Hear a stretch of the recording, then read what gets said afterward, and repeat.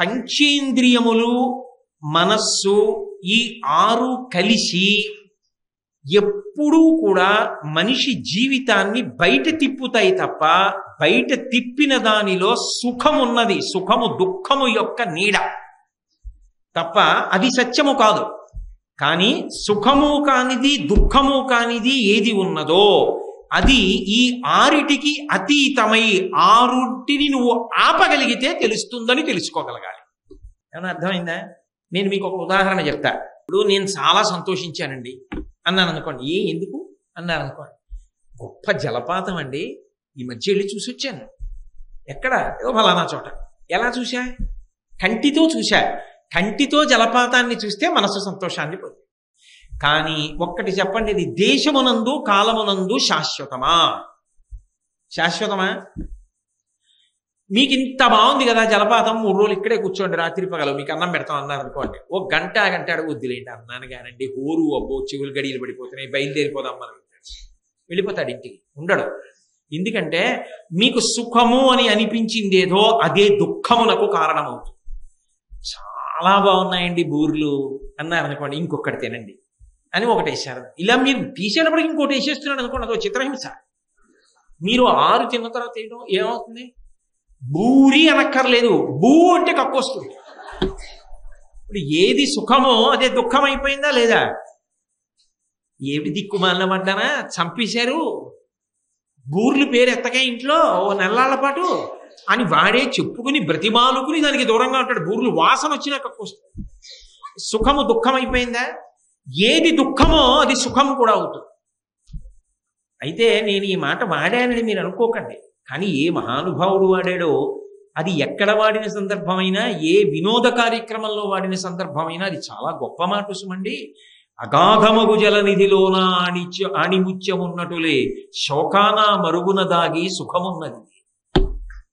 ఇందుచేత ఏదైనా కష్టం వచ్చినప్పుడు వలవల ఏడిచేశారనుకోండి, ఆ ఏడుపులో ఆ దుఃఖం పోతుంది, ఆ ఏడ్చేయడంలో కష్టం తగ్గిపోతుంది, కష్టం తగ్గిపోవడంలో సుఖం. విదురుడు ధృతరాష్ట్ర మహారాజుతో హితవాక్యములను ప్రబోధం చేస్తూ చెప్పినటువంటి తరువాతి విశేషం. అరిది విలుకాని ఉజ్వల శరమొక్కని ఉంచు తప్పి చనినంచను నేర్పరి అయిన వాని నీతి స్ఫురణము పగరాజు అతని భూమించెరచున్.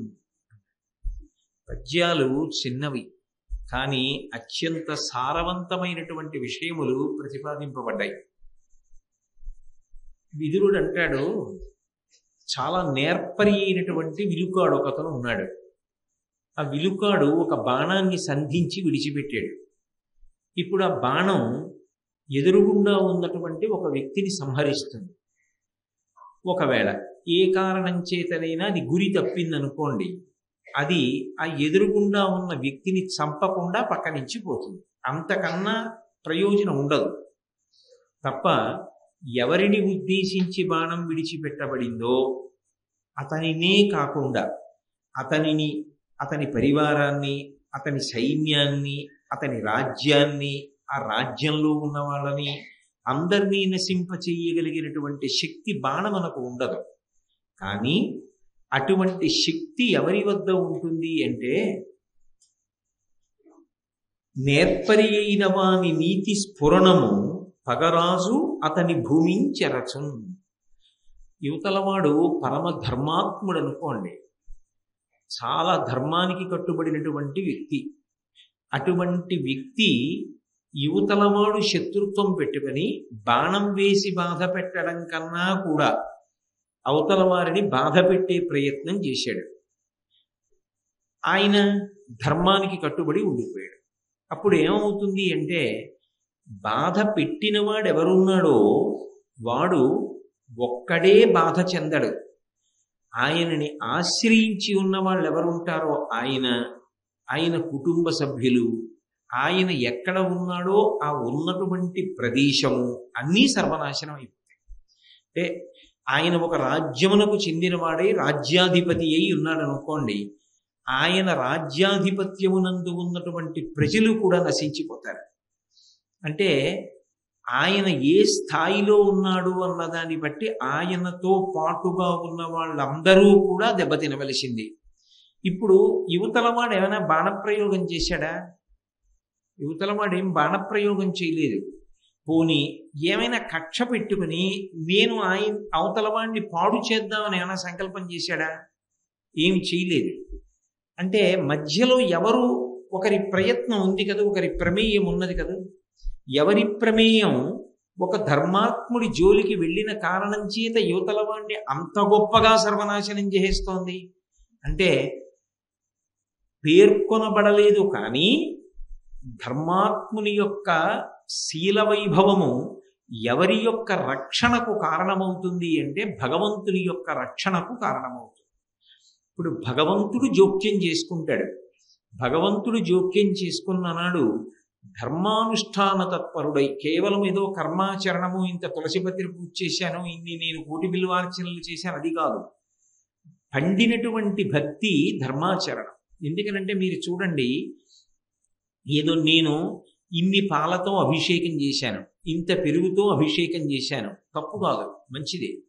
కానీ అంతకన్నా కూడా భగవంతుడు కోరుకునేది ఏది అంటే నేను చెప్పిన మాట విని నేను చెప్పినట్టుగా బ్రతుకుతున్నావా అన్నదానికి ఎక్కువ ప్రాధాన్యత. అలా బ్రతుకుతున్నవాడు ఒకడు, ఆయన ఉన్నాడని నమ్మాడు కాబట్టి అలా బ్రతుకుతున్నాడు. ఇప్పుడు అలా బ్రతుకుతున్నవాడి జోలికి వేరొకడు వెళ్ళాడు, వెళ్ళి ఆయన్ని ఇబ్బంది పెట్టే ప్రయత్నం చేశాడు. ఏదో ఆయన్ని రాజ్య భ్రష్టత్వం కల్పించాలనుకున్నాడు, ఆయన భార్యను అవమానించాడు, ఆయన్ని అవమానించాడు. ఇప్పుడు భగవంతుడు అన్నవాడు జోక్యం చేసుకుంటాడు. ఎవరి వైపు జోక్యం చేసుకుంటాడు అంటే ధర్మాత్ముని వైపు జోక్యం చేసుకుంటాడు. అలా జోక్యం చేసుకున్న కారణం చేత అధర్మాత్ముడు ఏమవుతాడంటే వాడు ఒక్కడే కాదు మరణించేది, వాడిని ఆశ్రయించి ఉన్నవాళ్ళు, అలా జరుగుతున్నప్పుడు ఆమోదించిన వాళ్ళు, అథవా ఇది అధర్మమని చెప్పకుండా నోరు మూసుకుని కూర్చున్న వాళ్ళు కూడా మరణిస్తారు. ఇది ధర్మాచరణము కలిగిన వ్యక్తి జోలికి వెళ్ళడం వల్ల వచ్చేటటువంటి ప్రతికూలమైనటువంటి ఫలితం. ప్రత్యక్షంగా అందులో మీకు ఎవరు కనపడుతున్నారు? ధర్మరాజు గారు కనపడుతున్నాడు, దుర్యోధనుడు కనపడుతున్నాడు. ధర్మరాజు గారు ధర్మానుష్ఠాన తత్పరుడు, ధర్మాన్ని నమ్మి ఉన్నవాడు. ఆయన అరణ్యవాసం చేయడం, అజ్ఞాతవాసం చేయడం చేతకాక కాదు, ధర్మమునకు కట్టుబడి. అటువంటి వాడి గురించి పదే పదే తక్కువ చేసి మాట్లాడుతూ పదే ఆయన్ని ఇబ్బంది పెట్టాలని ప్రయత్నం చేస్తే అది ఏం చేస్తున్నటువంటిది అంటే తాను కాకుండా తాను, తన భార్య, తన పిల్లలు, తన పరివారము, తన రాజ్యము, తన సంపద అన్నీ భ్రష్టమైపోవడానికి కారణమైపోతుంది. అందుకే కదా చిట్ట చివర దుర్యోధనుడి భార్య భానుమతీదేవి ఏడ్చిందా? ఆవిడ ఏం చేసింది పాపం? ఆవిడ తప్పేం లేదు, కానీ ఆవిడ ఏడవలసి వచ్చిందంతే. ఆయన చుట్టూ ఉన్నటువంటి తమ్ముళ్ళందరూ వెళ్ళిపోయారా? ఆయన పరివారం అంతా వెళ్ళిపోయిందా? ఆఖరికి మాట్లాడకుండా ఉండిపోయిన వాళ్ళు ఎవరో వాళ్ళందరూ కూడా వెళ్ళిపోయారా? కాబట్టి ధర్మానుష్ఠానం అనేటటువంటిది అంత గొప్పదైనప్పుడు అటువంటి ధర్మాత్ముడితో స్నేహాన్ని కలిగి ఉండడం గొప్ప శక్తివంతమేనా? అది రక్షణకి కారణమవుతుందా? ఆయన స్నేహము మాకున్నది, ఆయన ఛత్రఛాయల్లో మేమున్నాం, ఆయన మర్యాద పోకుండా మేము బ్రతుకుతాం, ఆయనతో కలిసి తిరుగుతున్నాం కాబట్టి అన్నపాటి గౌరవం పాటించినా అది ఈశ్వరానుగ్రహానికి కారణం కూడా అవుతుందా? ఒకటి వ్యతిరేక కారణం అయితే ఒకటి సమర్థనీయమైన కారణం కూడా అవుతుంది కదా. మరి అది ఉత్తమ ఫలితాలను ఇస్తుంది కదా తప్పకుండా. అందుకే విదురుడు చెప్పిన మాట విన్నాడా వినలేదా పక్కన పెట్టండి, విదురుడు లేకపోతే ఉండలేడు, అదొక్క బలం చాలు. ఆ ఒక్క బలానికి ధృతరాష్ట్రుడు ఏమయ్యాడు? శ్రీకృష్ణ పరమాత్మ యొక్క విశ్వరూప సందర్శనాన్ని పొందాడు. అందరూ ఒకలా పోయినా తాను కూడా దుర్మార్గుడైన విదురుడి యొక్క సహవాసం ధృతరాష్ట్రుణ్ణి చివరికి ఏం చేసింది అంటే వాయుభక్షణం ఒక్కటే చేస్తూ దావానలం ప్రబలిపోయినా ఇక లేవలేక అక్కడే కూర్చొని జీవుణ్ణి బ్రహ్మముతో కలిసి సంజయుడు వెళ్ళిపోయిన తర్వాత జీవ బ్రహ్మైక్య సిద్ధిని పొంది సమాధి స్థితి ఇందుండగా శరీరాన్ని విడిచిపెట్టి వెళ్ళిపోయాడు. ఉత్తమ గతులలో వెళ్ళిపోయాడా లేదా? యుద్ధభూమి యందు మరణించి వీరస్వర్గాన్ని పొందడం మంచిదే క్షత్రియుడికి, కానీ ఆయన సాత్వికమైనటువంటి ఉపాసన మార్గాన్ని అనుసరించి వెళ్ళిపోయాడా? ఎంత చెడ్డవాడిగా బ్రతికినా కూడా దీని ఫలితం ఎక్కడది అంటే విదురుడి యొక్క సాంగత్య ఫలితం. ఒక ధర్మాత్ముడితోటి స్నేహం ఉండడం, ఒక ధర్మాత్ముడు పేరు పెట్టి పిలవడం, ఒక ధర్మాత్ముడు యువతల వాళ్ళ పేరు చెప్పేటప్పటికీ అయ్యో ఆయన బాగుండాలి అని మనసులో అనుకోవడం.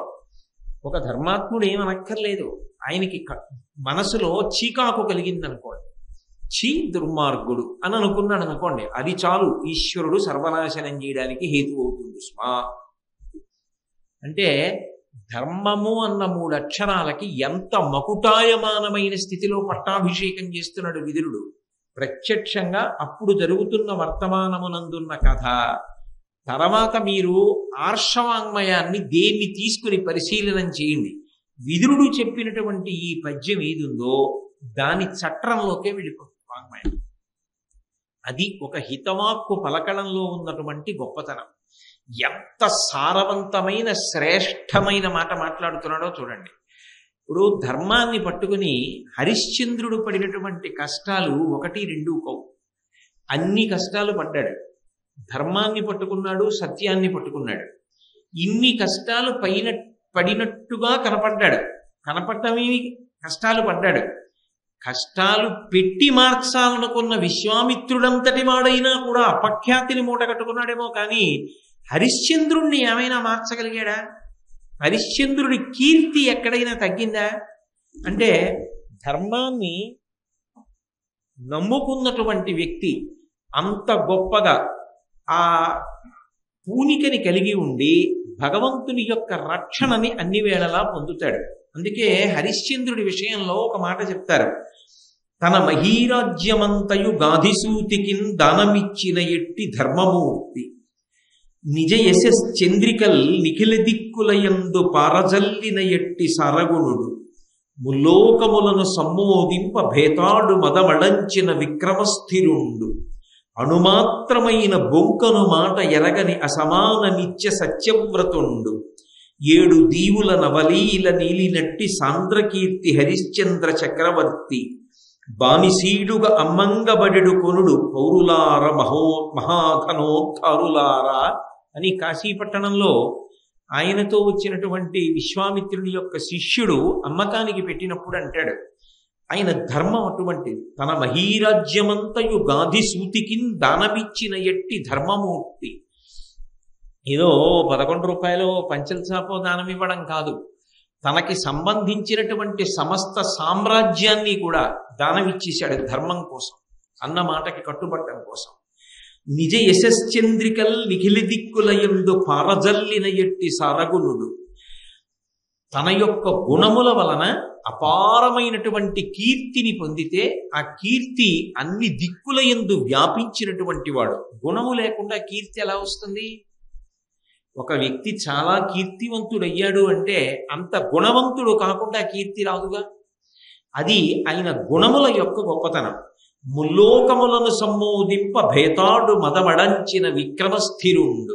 ఆయన ఏం చేతకాని వాడై కాదు, భేతాళుడంతటి వాడి విక్రమాన్ని కూడా అణచినటువంటి పరాక్రమము కలిగినటువంటి వాడు. అణుమాత్రమైన బొంకను మాట ఎరుగని అసమాన నిత్య సత్యవ్రతుండు.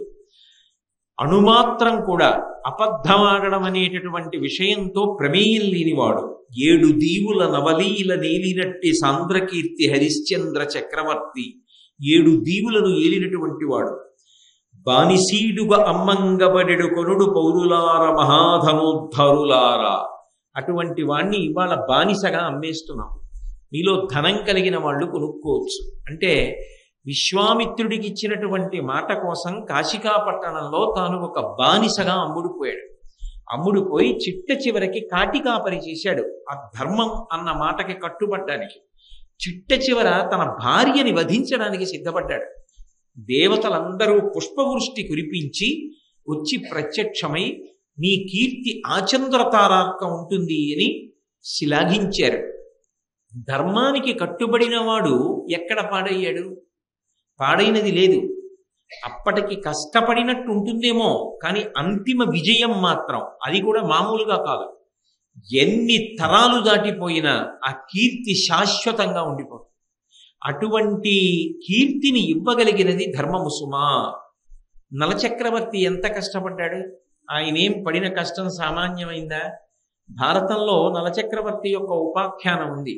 భారతం కన్నా కూడా అన్నప్పుడు చిత్రనలీయము అనబడేటటువంటి పుస్తకం కేవలం నలోపాఖ్యానాన్ని మాత్రమే చెప్తుంది కాబట్టి చాలా చాలా గొప్పగా రచన చేయబడింది. అందులో ఆ నలుడు వంటలవాడిగా ఉన్నప్పుడు చూసి అంటాడు, సర్వభౌమ పదంబు శరణిమీరిన భోగి వంటలవాడౌచు బరగెనేడు, విమలాతపత్రముల్ వెలయగల్గిన రేడు వర్షాతపములకు బడలెనేడు, కను సన్నదొరల చేతను యాజ్ఞ గుణవిభుండు వెలయ ఒక్క నియాజ్ఞ మెలగెనేడు, భయత కోదండ ఖడ్గముల్ పట్టు వీరుడు గరిటెయు క్రొవియు పట్టెనేడు, విపుల కేసరి నక్కట పిల్లి చేసే అధమ విధమున ఇట్టిదే విధికృతంబు అంటారు. సార్వభౌమ పదంబు సరణిమీరిన భోగి వంటలవాడౌచు బరగెనేడు.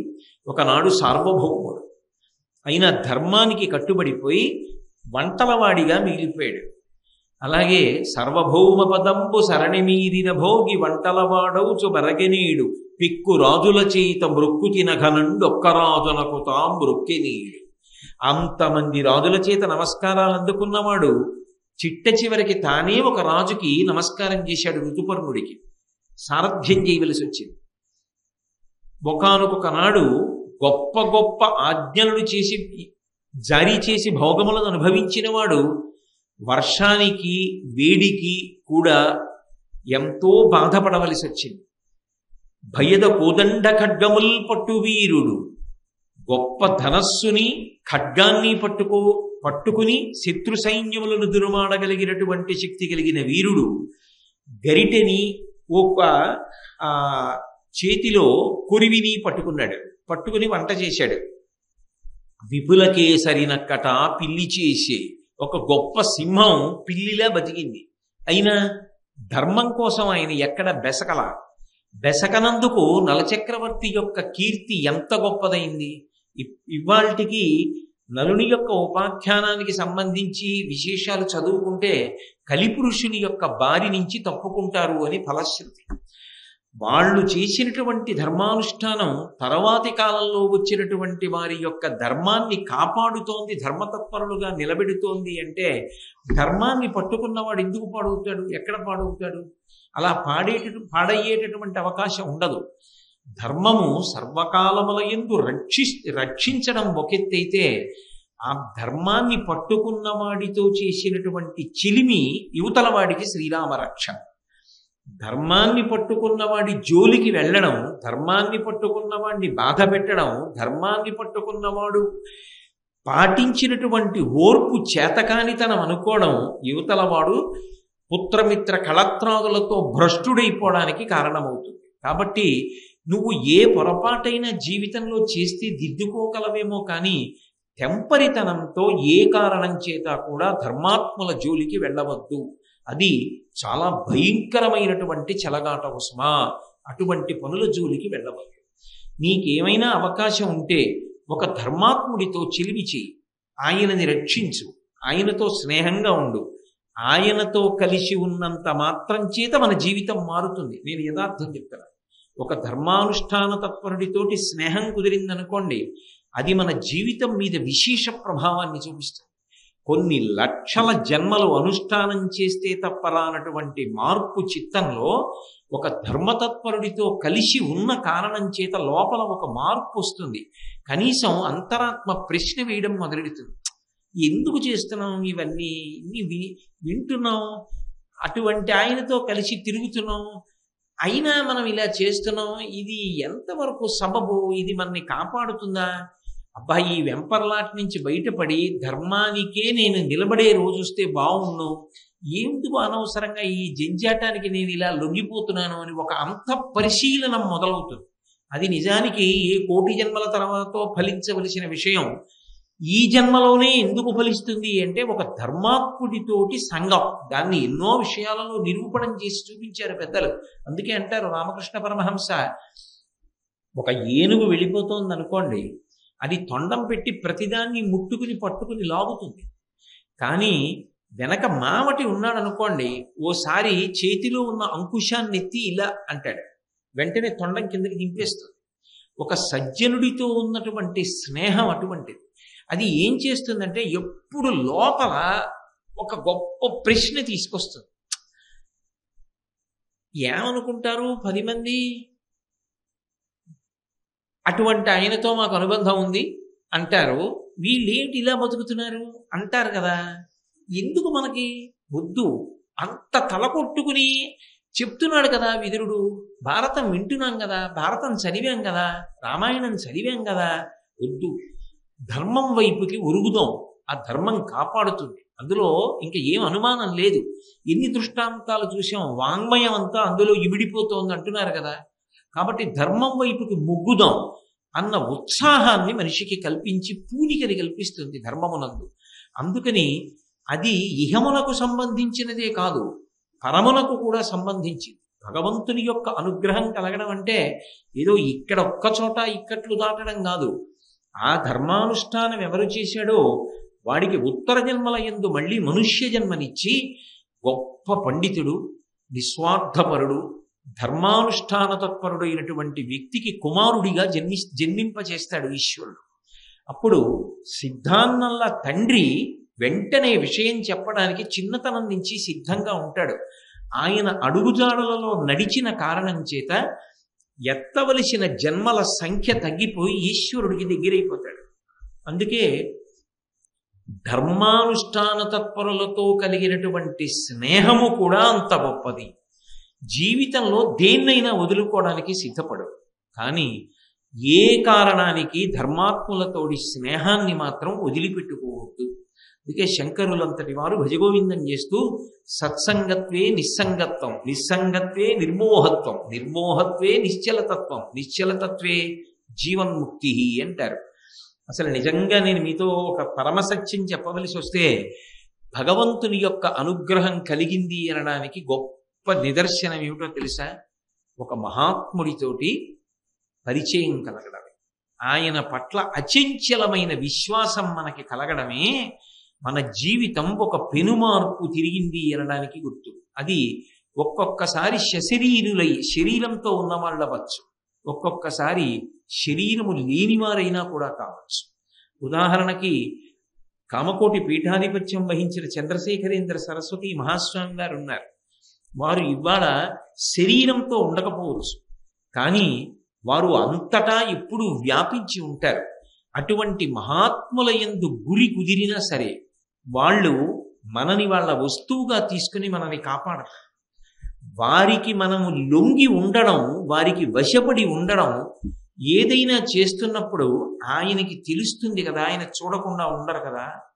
ఆయనకి తెలిస్తే ఇది చాలా ఇబ్బంది తీసుకొస్తుంది కదా అనేటటువంటి ఆలోచన ఏర్పడింది అనుకోండి, అది ఆరోగ్యవంతమైన భయాన్ని ఇస్తుంది. ఆయనతో కలిసి ఉండడంలో ఎలా చెప్తాను నేను ఆయన అంతేవాసినని, ఆయన మీద నాకు పరమ గౌరవం అని ఎలా చెప్పుకుంటాను రేపు పొద్దున్న? ఆయన ఒప్పుకుంటారా అన్న ప్రశ్న మనసులో తలెత్తింది అనుకోండి, ఆ పని చెయ్యడు. ఆ పని చేయకపోవడం నన్ను నమ్మండి, భగవద్ అనుగ్రహం చేత మిమ్మల్ని బాగా దగ్గర చేస్తుంది మహాత్ములకి.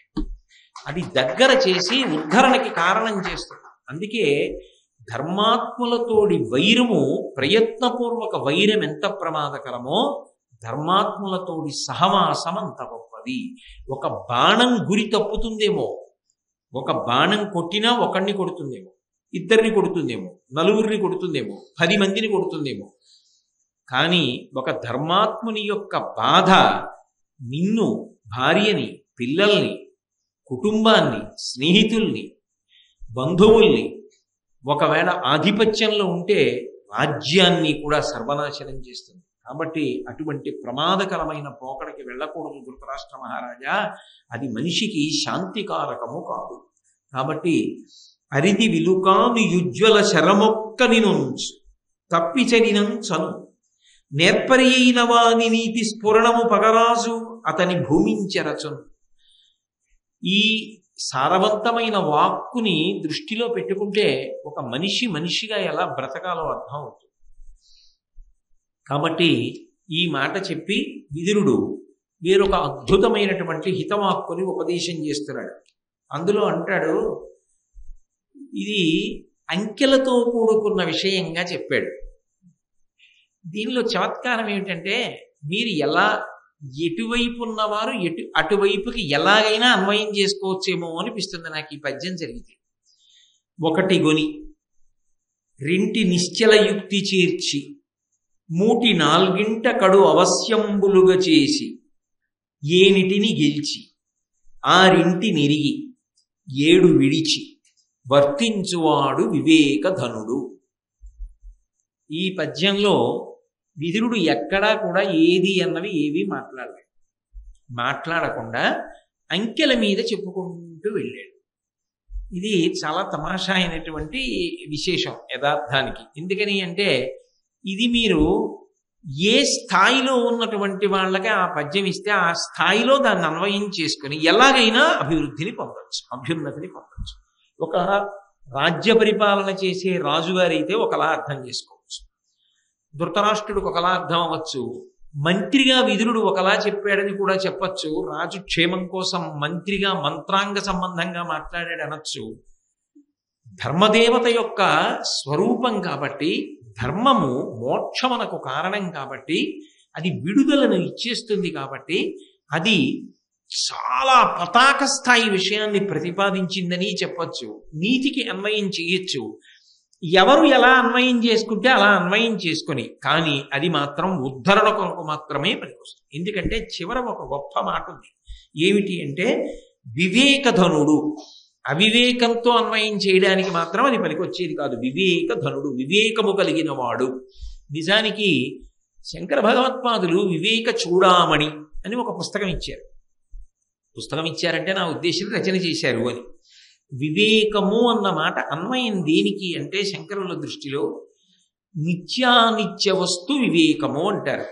ఏది ఇవాళ ఉండి రేపు ఉండదో, ఏది ఎల్లకాలముల యందు ఉంటుంది అన్న విషయంలో తేడా తెలుసుకోవడాన్ని వివేకము అంటారు. నిశ్చయం చేస్తే బుద్ధి అంటారు, సంకల్పం చేస్తే మనసు అంటారు, వ్యూహం చేస్తే చిత్తము అంటారు. ఇలా ఒక్కొక్క దానికి ఒక్కొక్క ధర్మం. ఇందులో వివేకము అన్న మాటకు అర్థం ఏమిటంటే ఇది ఆత్మ సంబంధమై నిత్యానిత్య వస్తు సంబంధమైనటువంటి జ్ఞానమును రూఢము చేస్తుంది. ఏది నిత్యము? పరబ్రహ్మం ఒక్కటే నిత్యము, ఆత్మ నిత్యము. ఏది అనిత్యము అంటే మీకు తేలిక మార్గం, ఏదో పెద్ద వేదాంతంలా మాట్లాడకుండా ఉండాలి అంటే దేనికి పుట్టిన తేదీ ఉన్నదో అది అనిత్యం. ఎందుకు అలా అన్నారు అంటారేమో. పుట్టిన తేదీ ఉన్నది అని నేనంటే దాని అర్థం ఏంటది? కాలములో వచ్చింది అనేనా? పుట్టిన తేదీ ఉన్నది అంటే దానికి వెళ్ళిపోయే తేదీ కూడా ఉంటుంది ఖచ్చితంగా. పుట్టిన తేదీ ఉన్నది అంటే అంతకు ముందు లేదు, ఏదో ఒక తేదీని మాత్రమే వచ్చింది. వచ్చినది అలాగే కూడా ఉండదు, 6 మార్పులకు లోనవుతుంది. దాని చివరి మార్పు ఏది అంటే అది ఉండకుండా పోతుంది, నశించిపోతుంది. పుట్టినది, ఉన్నది, పెరిగినది, తరిగినది, మార్పు చెందినది, నశించిపోయినది. చిట్ట చివరికి ఆ వస్తువు ఉండదు. మా ముత్తాత గారు, మా తాతగారు వాళ్ళందరికీ పుట్టిన తేదీలు ఉన్నాయి. ఏరి వాళ్ళు? ఏవి తల్లి నిరుడు కురిసిన హిమ సమూహములు అన్నట్టు ఏరి వాళ్ళందరూ కాలంలో వెళ్ళిపోయారు. కానీ వాళ్ళ యశశ్చంద్రికలు, కీర్తి మిగిలిపోతుంది. పుట్టిన ప్రతి వస్తువుకి మృత్యు ఉంటుంది, మృత్యు తేదీ ఉంటుంది. కానీ పుట్టినది అన్నది అన్వయం దేనికి అవదో దానికి వెళ్ళిపోవడం అన్నది కూడా అన్వయం కాదు. కాబట్టి పుట్టినది అన్నది కానిది ఎవరు? భగవంతుడు ఒక్కడే. ఏది వెళ్ళిపోవడం అన్న మాట ఉండదు, భగవంతుడు ఒక్కడే. ఈ లోకములన్నీ వెళ్ళిపోయిన లోకంబులు, లోకేశులు, లోకస్తులు తెగిన తుది అలోకంబగు పెంచీకటి కావలయ వండే కాకృతి వెలుగు అతని నేసేవింతు. ఆయన ఈ లోకాల్లో ఉన్నవాళ్ళు, లోకాల్ని పరిపాలించేవాళ్ళు అందరూ వెళ్ళిపోయినా ఆయన మాత్రం అలాగే ఉంటాడు. ఆయన ఎవరో తెలుసుకున్నారనుకోండి, ఆయన మనం అయిపోతాం. అది విచిత్రం. బ్రహ్మవిత్ బ్రహ్మైవ భవతి. ఇప్పుడు ఇది మైకు అని నేను తెలుసుకున్నాను అనుకోండి, నేను మైక్ అయిపోను. ఇది బల్ల అని తెలుసుకున్నాను అనుకోండి, నేను బల్ల అయిపోను. అనుభవంలోకి అంటే కేవలము వాచా వేదాంతంగా తెలుసుకోవడం కాదు, బ్రహ్మము అనుభవంలోకి వచ్చిందనుకోండి, బ్రహ్మమును తెలుసుకుని బ్రహ్మమును అనుభవించాడు, వాడు బ్రహ్మమే అగుచున్నాడు. ఇప్పుడు ఆయనే ఈశ్వరుడు, జీవబ్రహ్మైక సిద్ధి అంటారు. ఇక ఆయన తిరిగి రాడు. అందుకే అది తెలిసి కూడా శరీరంతో ఎంతకాలం ఉంటున్నాడో అంతకాలం ఆయన్ని జీవన్ముక్తుడు అంటారు. అంటే శరీరంతో ఉండి కూడా ఆయన మోక్షాన్ని పొందినవాడే. ఆయన శాశ్వతమైనటువంటి ఆత్మతో అంటకాగి అనుభవంతో ఉంటాడు. ఆయన ఏదో ఒక రోజున శరీరాన్ని వదిలిపెడతాడు, సాక్షిగా చూస్తూ వదిలిపెడతాడు. ఏడుస్తూ వదిలిపెడితే ఏడుస్తూ పుట్టాలి. అందుకే పుట్టిన ప్రతి ప్రాణి ఏడుస్తుంది. ఎందుకంటే అది దేనికి కొనసాగింపు అంటే వదిలిపెట్టినప్పుడు ఏడిచిన ఏడుపు. అమ్మో నేను వెళ్ళిపోతున్నా, అమ్మో నేను వెళ్ళిపోతున్నా, అమ్మో నేను వెళ్ళిపోతున్నానన్న ఏడుపుందే మళ్ళీ దాని కొనసాగింపు. పుట్టగానే మొదలు ఏడుపు, మళ్ళీ పోతూ 10 మందిని ఏడిపించి పోతాడు, తాను ఏడుస్తూ పోతాడు. అది జనన మరణ చక్రము. విడుదల పొందాడన్నమాటకు అర్థం ఏంటి? పరమ సంతోషంగా విడుదల. ఎందుకు సంతోషం? అబ్బా ఇది వికారములు చెందుతోంది, ఎన్నాళ్ళు ఇందులోనే ఉంటాను. అసత్య వస్తువు అది ఉండేది కాదు, తనంత తాను పడగొట్టకూడదు, అది పడిపోతోంది. నేను విముక్తి చెందాను, నేను ఇందులోంచి బయటికి వచ్చి అంతటా వ్యాపించినవాడు. నేను ఒకనాడు ఉన్నవాడిని కాను, ఒకనాడు పోయేవాడిని కాదు, ఎప్పుడు ఉంటాను. ఆత్మ సాక్షిగా చూస్తాడు. అలా చూడగలిగిన ప్రజ్ఞ ఏర్పడితే వివేకం అంటారు. అది భగవాన్ రమణులు. భగవాన్ రమణులు అంటే నేను చెప్తున్నది అరుణాచలంలో ఉండి మనందరినీ అనుగ్రహించినటువంటి భగవాన్ రమణులు నేను చెప్తున్నది, తెలిసిందా? అందుకని అరుణాచల భగవాన్ రమణులు అనవలసిన రోజులు వస్తున్నాయేమో. అరుణాచల భగవాన్ రమణులు ఆ స్థితికి ఎదిగినటువంటి మహాపురుషుడు. అలాగే రామకృష్ణ పరమహంస, కాంచీపురానికి చెందినటువంటి చంద్రశేఖరేంద్ర సరస్వతి మహాస్వామి, ఇలా మహాపురుషులైనటువంటి వారు అద్వైత సిద్ధి, జీవబ్రహ్మైక్య సిద్ధిని పొంది వాళ్ళు సాక్షిగా చూస్తూ శరీరాన్ని విడిచిపెట్టారు. కాబట్టి వాళ్ళు ఇక మళ్ళీ తిరిగి రారు, కానీ అంతటా ఆత్మస్వరూపులై ఉంటారు. అదిగో ఆ నిత్యానిత్య వస్తు వివేకమును ఎవరు పొందారో వారు వివేక ధనులు. దాన్ని మించిన ధనం లోకంలో ఏముంటుంది? అటువంటి వివేక ధనాన్ని పొందడానికి సోపానములు చెప్పాడు విదురుడు. ఈ మెట్లెక్కడం మొదలు పెడితే చివరికి ఈ ధనం నీదే. నేను ఆ కోణంలో చెప్తున్నాను. ఎందుకనంటే ఎక్కడో అక్కడ అది పతాక స్థాయి సత్యాన్ని కూడా ఆవిష్కరించాలిగా. ధర్మదేవత అయినటువంటి విదురుడి నోటి వెంట వచ్చినది అలా కూడా అన్వయమై తీరుతుంది. ఒకటి కొని అంటే ఒకదాన్ని స్వీకరించి ఆ ఒక్కటి ఏది అన్నదాని కోసం అది కొని అంటే దాన్ని తీసుకుని ఏదో ఒక్కటే, రెండవది లేనిది ఒక్కటే ఉన్నది నిజానికి ఏది? ఆత్మ. ఆ ఆత్మ ఏది, ఆ ఆత్మ ఎలా అనుభవంలోకి వస్తుంది అని పరిశీలనం మొదలుపెట్టి ఒకటి కొని రెంటి నిశ్చలయుక్తి చేర్చి, నిశ్చల అన్న మాటకు అర్థం ఏంటంటే కదలకుండా యుక్తి, అటువంటి ప్రజ్ఞతో ఆలోచనతో ఒకటిని తెలుసుకోవడానికి రెండిటిని చేర్చుకుని, ఏ రెండిటిని చేర్చుకోవాలి అంటే సుఖము దుఃఖము ఈ రెండిటిని చేర్చాలి. ఎందుకని? ఇందులో ఒక చిత్రమైన విషయం ఉంటుంది. ఏది శాశ్వతమైనదో తెలుసుకోవాలి, ఏది నిత్యమైనదో తెలుసుకోవాలి అంటే అనిత్యమైన దాంతోటే వెతకులాట ప్రారంభం చెయ్యాలి. నేను అన్న మాట పట్టుకున్నారో లేదో. ఇప్పుడు వెలుతురేది అని అడిగారు అనుకోండి, చీకట్లోకి తీసుకెళ్ళాలి. ఓసారి చీకట్లోకి తీసుకెళ్ళి దీపం వెలిగించారనుకోండి, ఇది వెలుతురు, అంతే అర్థమైపోయింది. చీకటి తెలియదు అనుకోండి, వెలుతురేది ఎంత చెప్పినా వాడికి అర్థం కాదు. ఒకసారి చీకటి తెలిసింది అనుకోండి, వెలుతురు అర్థమైపోతుంది. సుఖ దుఃఖములు ఈ రెండు ఎవరివి? ఈ రెండు ఆత్మవి కావు. ఈ రెండు ఎవరివంటే ఒకటి శరీరానివి, రెండు మనస్సువి. ఈ రెండే. ఎందుకనంటే అన్ని వేళలా శరీరానికే దుఃఖం కలగాలని లేదు, మనసుకు కూడా దుఃఖం కలుగుతుంటుంది, మానసిక దుఃఖం. ఒక్కొక్కసారి శరీర దుఃఖం వలన మానసిక దుఃఖం.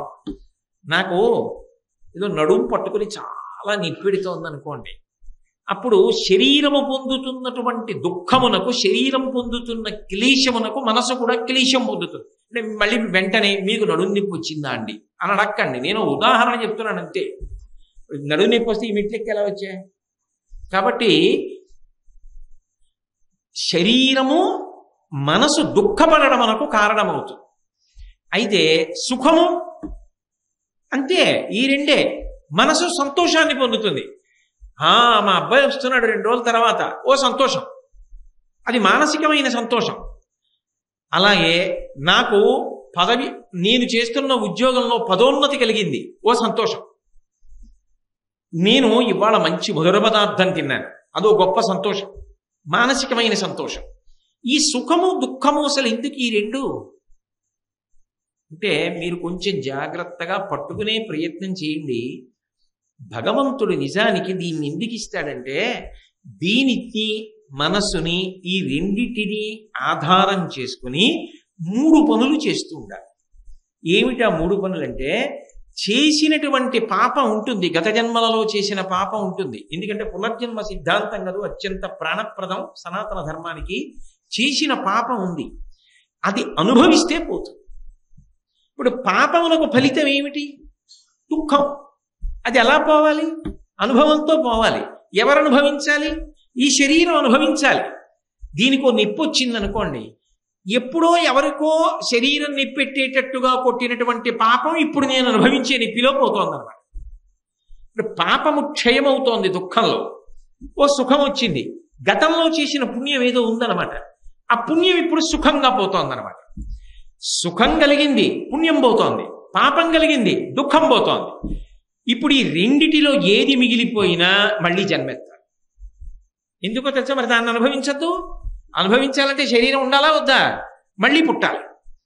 ఈ 2 పోతున్నాయి, అమ్మయ్య నాకు జన్మలు తగ్గిపోతున్నాయి. ఇప్పుడు ఈ రెండిటిని వాడుకుంటున్నాడు, చూస్తున్నాడు సాక్షిగా. ఓ, నిన్న సంతోషం వచ్చింది, ఇవాళ దుఃఖం వచ్చింది, రేపు సంతోషం వస్తోంది, సుఖం చేసిన పుణ్యం పోతోంది, చేసిన పాపం పోతోంది. ఇప్పుడు ఈ రెండిటిని సాక్షిగా చూస్తూ ఉంటాడు. 3 చెయ్యాలన్నాను కదా నేను, మరి 3వది ఏమిటి అంటే, ఇప్పుడు ఈ శరీరాన్ని మనసుని ఆధారం చేసుకుని చిత్తశుద్ధిని చేసుకుంటూ ఉంటాడు. ఎలా అంటే, శాస్త్ర విహిత కర్మాచరణం చేస్తాడు. శాస్త్రం ఎలా చెప్పిందో, గురువు గారు ఎలా చెప్పారో అలా బ్రతుకుతాడు. బ్రతికి దానివల్ల నాకు పుణ్యం కావాలంటాం.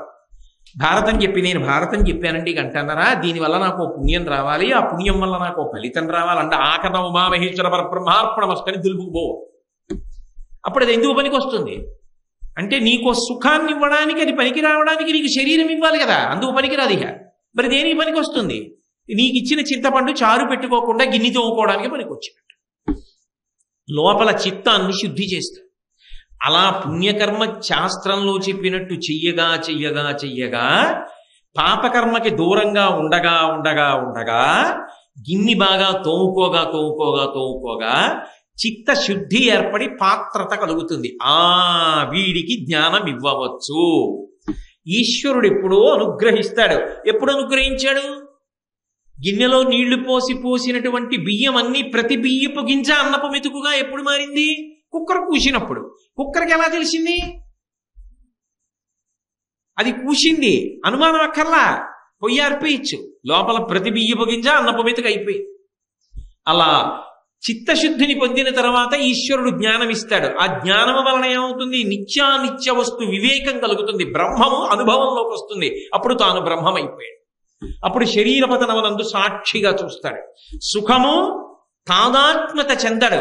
అందుకే తనదైన కార్యమునందు వైక్లభ్యమును పొందడు. తన కర్తవ్యమును పాడు చెయ్యలేదు. ఇది కర్తవ్యాన్ని చేసుకుంటూనే వెళ్ళిపోతూ ఉంటాడు. దానికి కారణం శాస్త్రమునందు ప్రబల విశ్వాసం, గురువాక్యమునందు ప్రబల విశ్వాసం. ఇప్పుడు సుఖము చేత తన కర్తవ్యత నిష్ట చెడిపోదు, దుఃఖము చేత తన కర్తవ్యత నిష్ట చెడిపోదు. ఎలా ఉన్నా తన కర్తవ్యాన్ని తాను శాస్త్రీయంగా చేసుకుంటూ వెళ్ళిపోతూ ఉంటాడు. అది పాత్రతకి కారణమవుతుంది. ఒకసారి జ్ఞానము కలిగిందనుకోండి, ఇక మళ్ళీ మిగిలిపోయినటువంటి పాపపుణ్యములు ఉండవు. మొత్తం సంచితం అంతా దగ్ధమైపోయి ఇక మళ్ళీ పుట్టవలసిన అవసరం లేకుండా విడుదల పొందేస్తాడు. ఇక మళ్ళీ జననము మరణము ఉండవు. పుడితే కదా మళ్ళీ చావడం. అందుకని జననము లేదు కాబట్టి మరణము లేదు. ఇది ఆఖరిసారి శరీరాన్ని వదిలిపెట్టడం, అది మోక్షము. అది దాని కొరకు ప్రయత్నములో చిట్ట చివరి స్థితికి వివేక ధనమును పొందాడు అంటారు. అందులో ఈ రెండిటిని సాక్షిగా ఉండి, ఓ దుఃఖం వచ్చింది అమ్మయ్య కొంత పాపం పోయిందిరా, ఓ సుఖం వచ్చింది అమ్మయ్య కొంత పుణ్యం పోయిందిరా, ఈ రెండిటికి నేను కదలకుండా నిలబడగలగాలి. ఇది ఈశ్వరుడు అనుగ్రహిస్తున్నాడు నన్ను ఇలా. ఒక్కొక్కసారి మనసు అనుభవిస్తుంది చాలా పెద్ద బాధని. ఓ ఇంత పెద్ద బాధ శరీరానికి పడితే నేను చెయ్యవలసిన కర్తవ్యం చెయ్యలేకుండా శరీరం మంచాన పడిపోతుందేమోనని శరీరాన్ని కొట్టకుండా మనసుని కొట్టాడు. ఓర్చుకునే శక్తి కూడా వాడే ఇస్తాడు. వాడే ఆలంబనం, ఎటు తిరిగి వాడి చుట్టూనే తిరుగుతాడు. పిల్లలు చూడండి, స్తంభాలాట ఆడతారు, అటొచ్చి ఇటొచ్చి స్తంభాన్నే పట్టుకు తిరుగుతారు. అలా ఏం చెయ్యండి ఈశ్వరుణ్ణి పట్టుకు తిరుగుతూ ఉంటాడు. అది ఒకటి కొని ఒకదాని కొరకు బయలుదేరి రెండిటిని చూస్తూ ఉంటాడు, గమనిస్తూ ఉంటాడు. ఇప్పుడు ఒకటి కొని రెంటి నిశ్చలయుక్తి చేర్చి సుఖమునందు పొంగు లేదు, దుఃఖమునందు కుగ్గు లేదు. రెండు ఈశ్వరానుగ్రహమే. రెండు అనుగ్రహమైనప్పుడు మీకు బాధ ఏమిటి? డాక్టర్ గారు 2 మందులు ఇచ్చారు, ఒకటి తీగా ఉంది ఒకటి చేదుగా ఉంది, అయినా 2 మందులే వేసుకోవాల్సిందే. నిశ్చలయుక్తి చేర్చి ఒకదాని మీద సంతోషం లేదు, ఒకదాని మీద కుంగు లేదు, రెండూ సమానం. అందుకే వచ్చింది పోయింది ఏ బాధ లేదు, అలాగే ఉంటాడు. కాబట్టి ఎదగడం ఎంత కష్టం అండి ఆ స్థాయికి. కనీసం వింటే భగవంతుడి అనుగ్రహం ఉంటుంది. ఆయన ఇస్తాడులో ఆ సామర్థ్యాన్ని ఇస్తాడు. క్రమక్రమంగా ఆయన ఇస్తాడు దాన్ని. అందుకు వింటారు విదురునీతి. విదురునీతి వింటే అది మనసులోకి ప్రవేశిస్తే ఎప్పటికో అప్పటికి అలా ఊంచుకోగలిగిన శక్తి భగవంతుడు ఇస్తాడు. కాబట్టి నిశ్చలయుక్తి చేర్చి 3/4 కడు అవశ్యములుగా చేసి, ఇందులో 3 వాడుకుంటూ 4 ప్రధానం చేసుకోవాలి. ఏమిటది? 3 మీరు చేసుకోక్కర్లేదు, అవే ఉంటాయి. ఏవి అంటే సత్వము, రజస్సు, తమస్సు అనబడేటటువంటి గుణాలు. సత్వము కన్నా శుద్ధ సత్వం గొప్పది. సత్వము తనంత తాను చాలా గొప్పదేం కాదు. ఎందుకని అంటే అనీశాను కాబట్టి నేను మీకు ఉదాహరణ చెప్పకపోతే మీకు ఏమవుతుందంటే, ఇందులో బాగా జిజ్ఞాసులు ఉన్నారనుకోండి, అంత మాట అన్నారు దాన్ని వివరించలేదు అనుకుంటారు. రామకృష్ణ పరమహంస మాటల్లో చెప్పాలి అంటే, ఓ 3 దొంగలు కలిసి ఓ ధనవంతుణ్ణి అరణ్యంలోకి పట్టుకుపోయి ఆయన దగ్గర ఉన్నదంతా దోచేసుకున్నారు. దోచేసుకుని ఆయన కాళ్ళు చేతులు కట్టేసి, అందులో ఓ దొంగ అన్నాడు, రే వదిలేస్తే రేపు పొద్దున్న ఎవడో ఒకడికి చెప్తాడేమోరా, ఎవరైనా బాటసారి ఇటు వస్తే ఓ పెద్ద బండరాయి ఎత్తి బుర్ర మీద బారేద్దాం అంటే, రెండో వాడు అన్నాడు, బొత్తిగా అంత బండరాయి తల మీద బారేయడం ఎందుకు, చచ్చిపోతాడు, మనం వాడి డబ్బు అంతా ఎత్తుకుపోయాం, పాపం ఇంకా చంపేయడం కూడా ఏమిటి, ఇక మళ్ళీ మాట్లాడలేకుండా చావగొట్టి వెళ్ళిపోదాం, వాడి చచ్చిపోతాడు. కాళ్ళు చేతులు ఇటు కట్టేశాంగా, కదలలేడు, అన్నం దొరకదు, నీళ్లు దొరకదు, బాగా శక్తి కూడా క్షీణించిపోయేటట్టు కొట్టేద్దాం. సత్వగుణం 3వ గుణం వాడు ఏం చేశాడంటే, రెండిటికి ఏమీ మాట్లాడలేదు. ఎందుకురా కొట్టడం ఎందుకు, రాయెత్తడం ఎందుకు, ఇంకా అసలు మానసికంగా చచ్చిపోయాడు, సంపాదించిందంతా పోయింది.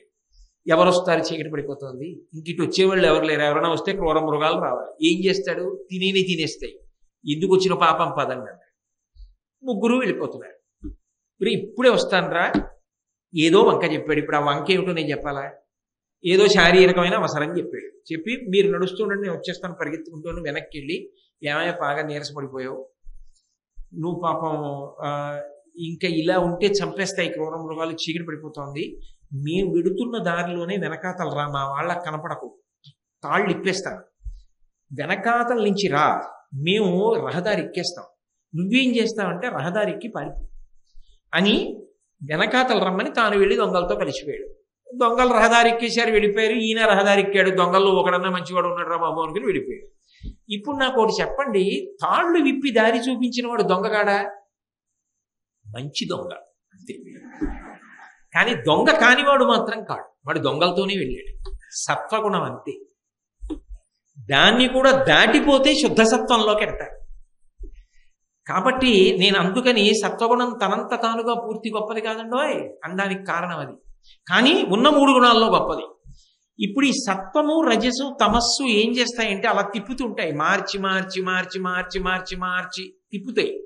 సత్వము కాసేపు భారతం చెప్తున్నాను కదా, ప్రశాంతంగా ఉంటారు. దిగిపోయాను అనుకోండి, ఈ ఓపిచి పిచ్చి కోరికలు, వెంపర్లాట, రాగద్వేషాలు, రజోగుణం. చీకటి పడిపోతుంది, 10, 11 అయిందనుకోండి, బడలిపోయి నిద్రపోతారు. తమస్సు. మళ్ళీ లేచారనుకోండి, అయ్యో శ్రీహరి శ్రీహరి శ్రీహరి అంటూ లేవడం, ఏదో ప్రాతస్మరామి, సంధ్యావందనం, పూజ, సత్వగుణం. మళ్ళీ అయిపోయింది, ఆ మడిబట్టి తిప్పేసి అక్కడ పెట్టేసి యువతలకు వచ్చేస్తే మళ్ళీ రజోగుణం. వాడి మీద వీడి మీద వీడి మీద వాడి మీద, ఇవాళ ఏం చేయాలి, ఎంత సంపాదించాలి, ఈ నెల జీతం ఎంత వస్తుంది, ఎంత దాచేయాలి, ఎంత ఖర్చు పెట్టాలి, రజోగుణం. మళ్ళీ మధ్యాహ్నం వచ్చి అన్నం తిన్న తర్వాత కళ్ళు పడిపోతాయి, ఏదో ఒక్క 10 నిమిషాలు అలా పడుకోవడం. అదృష్టవంతుడైతే రైల్లో, కారులో, ఒక్క ద్విచక్ర వాహనం మీద వెళ్తూ మాత్రం పడుకోరులా ఉంది. కాబట్టి కార్యాలయంలో ఎక్కడ పడితే అక్కడే హాయిగా పడుకోవచ్చు. తమోగుణం. ఈ మూడిటిల్లో తిరుగుతూ ఉంటాడు. సత్వగుణము, రజోగుణము, తమోగుణము. ఈ మూడిటిలో తిరుగుతూ జాగ్రత్త, స్వప్న, సుషుప్తి తిరుగుతూ ఉంటాడు. కలకంటూ ఉంటాడు, నిద్ర లేచి ఉంటాడు, గాఢ నిద్రలోకి పోతూ ఉంటాడు. త్రిపుర సుందరి అంటే అమ్మవారి మూడిటిలో తిప్పుతుంది. త్రిపురాంతకుడు అంటే మూడింటి నుంచి పైకెత్తి 4వ దాంట్లోకి తీసుకెడతాడు. వాళ్ళిద్దరిది ఆదర్శ దాంపత్యం, అది విచిత్రం. ఆవిడ త్రిపుర సుందరి, ఆయన త్రిపురాంతకుడు, వాళ్ళిద్దరూ ఆది దంపతులు. అదో చమత్కారం. మళ్ళీ ఇప్పుడు దాని ఊసడక్కండి, అది చాలా పెద్ద విషయం కదా. అందుకని 3 మీద తిప్పుతూ ఉంటాడు. ఈ 3 మీద తిరగడాన్ని చూశారనుకోండి, అంతకన్నా గొప్ప చలనచిత్రం లోకంలో ఉండదు. ఏవి తమాషారా, కాసేపు అలా ప్రశాంతంగా ఉందా, కాసేపు ఉద్వేగపడిపోయిందా, కాసేపు నిద్రపోయిందా, ఎలా తిరుగుతోందిరా, ఎప్పుడు తిరిగినా కోతి 3 కొమ్మల మీద తిరిగినట్టు తిరుగుతుంటుందా. ఇది ఈ 3 కొమ్మల మీద తిరుగుతూ 4 అనుష్ఠానంలోకి తెచ్చుకోవాలి. ఏమిటవి? ధర్మ, అర్థ, కామ, మోక్ష. ఇందులో వివేకధనము కదా చివర. మోక్షము కొరకు 3 పురుషార్థములు, 4వది మోక్షం ఉన్నా, నిజానికి మీరు చెయ్యవలసింది మాత్రం 3 చెయ్యాలి. మీరంటే నేనేదో దాటిపోయిన వాడిని కాదు, నేను కూడా 3. ఏమిటది? ధర్మబద్ధమైన అర్థము, ధర్మబద్ధమైన కామం. అంతే. నాకు మనసులో ఓ కోరిక పుట్టిందండి, ఏదో ఓ కోరిక, దిక్కుమాల కోరిక, ఏదో ఓ కోరిక. ఏ కోరిక అయితే ఏమి, ఆ కోరిక తీర్చుకుందామని అనిపిస్తుందా, అనిపించుకోదా? వెంటనే ఏమనిపిస్తుందో ఆ కోరిక తీర్చుకుందాం. ఇది నేను తీర్చుకుంటే ధర్మచక్రంలోకి ఇముడుతుందా? ప్రశ్నవి. ఇముడుతుంది, తీర్చుకో, ఏం బాధలేదు, తీర్చేసుకో. నీకు పులిహార తినాలనుంది, నైవేద్యం పెట్టి తిని, ఏం పర్వాలేదు. భార్యతో కూర్చుని కాసేపు ముచ్చట్లాడాలనుంది, ధర్మచక్రంలోకి ఇముడుతుంది, తప్పే ఉంది, ముచ్చట్లాడు. కాసేపు సంగీతం వినాలనుంది, గృహస్థాశ్రమంలో ఉన్నావు, విను. నృత్యం చూడాలనుంది, చూడు. దేవాలయానికి వెళ్ళాలనుంది, వెళ్ళు. ధార్మికంగా కొంత డబ్బు దాచుకుందాం అనిపించింది, దాచుకో, ఏం తప్పు లేదు.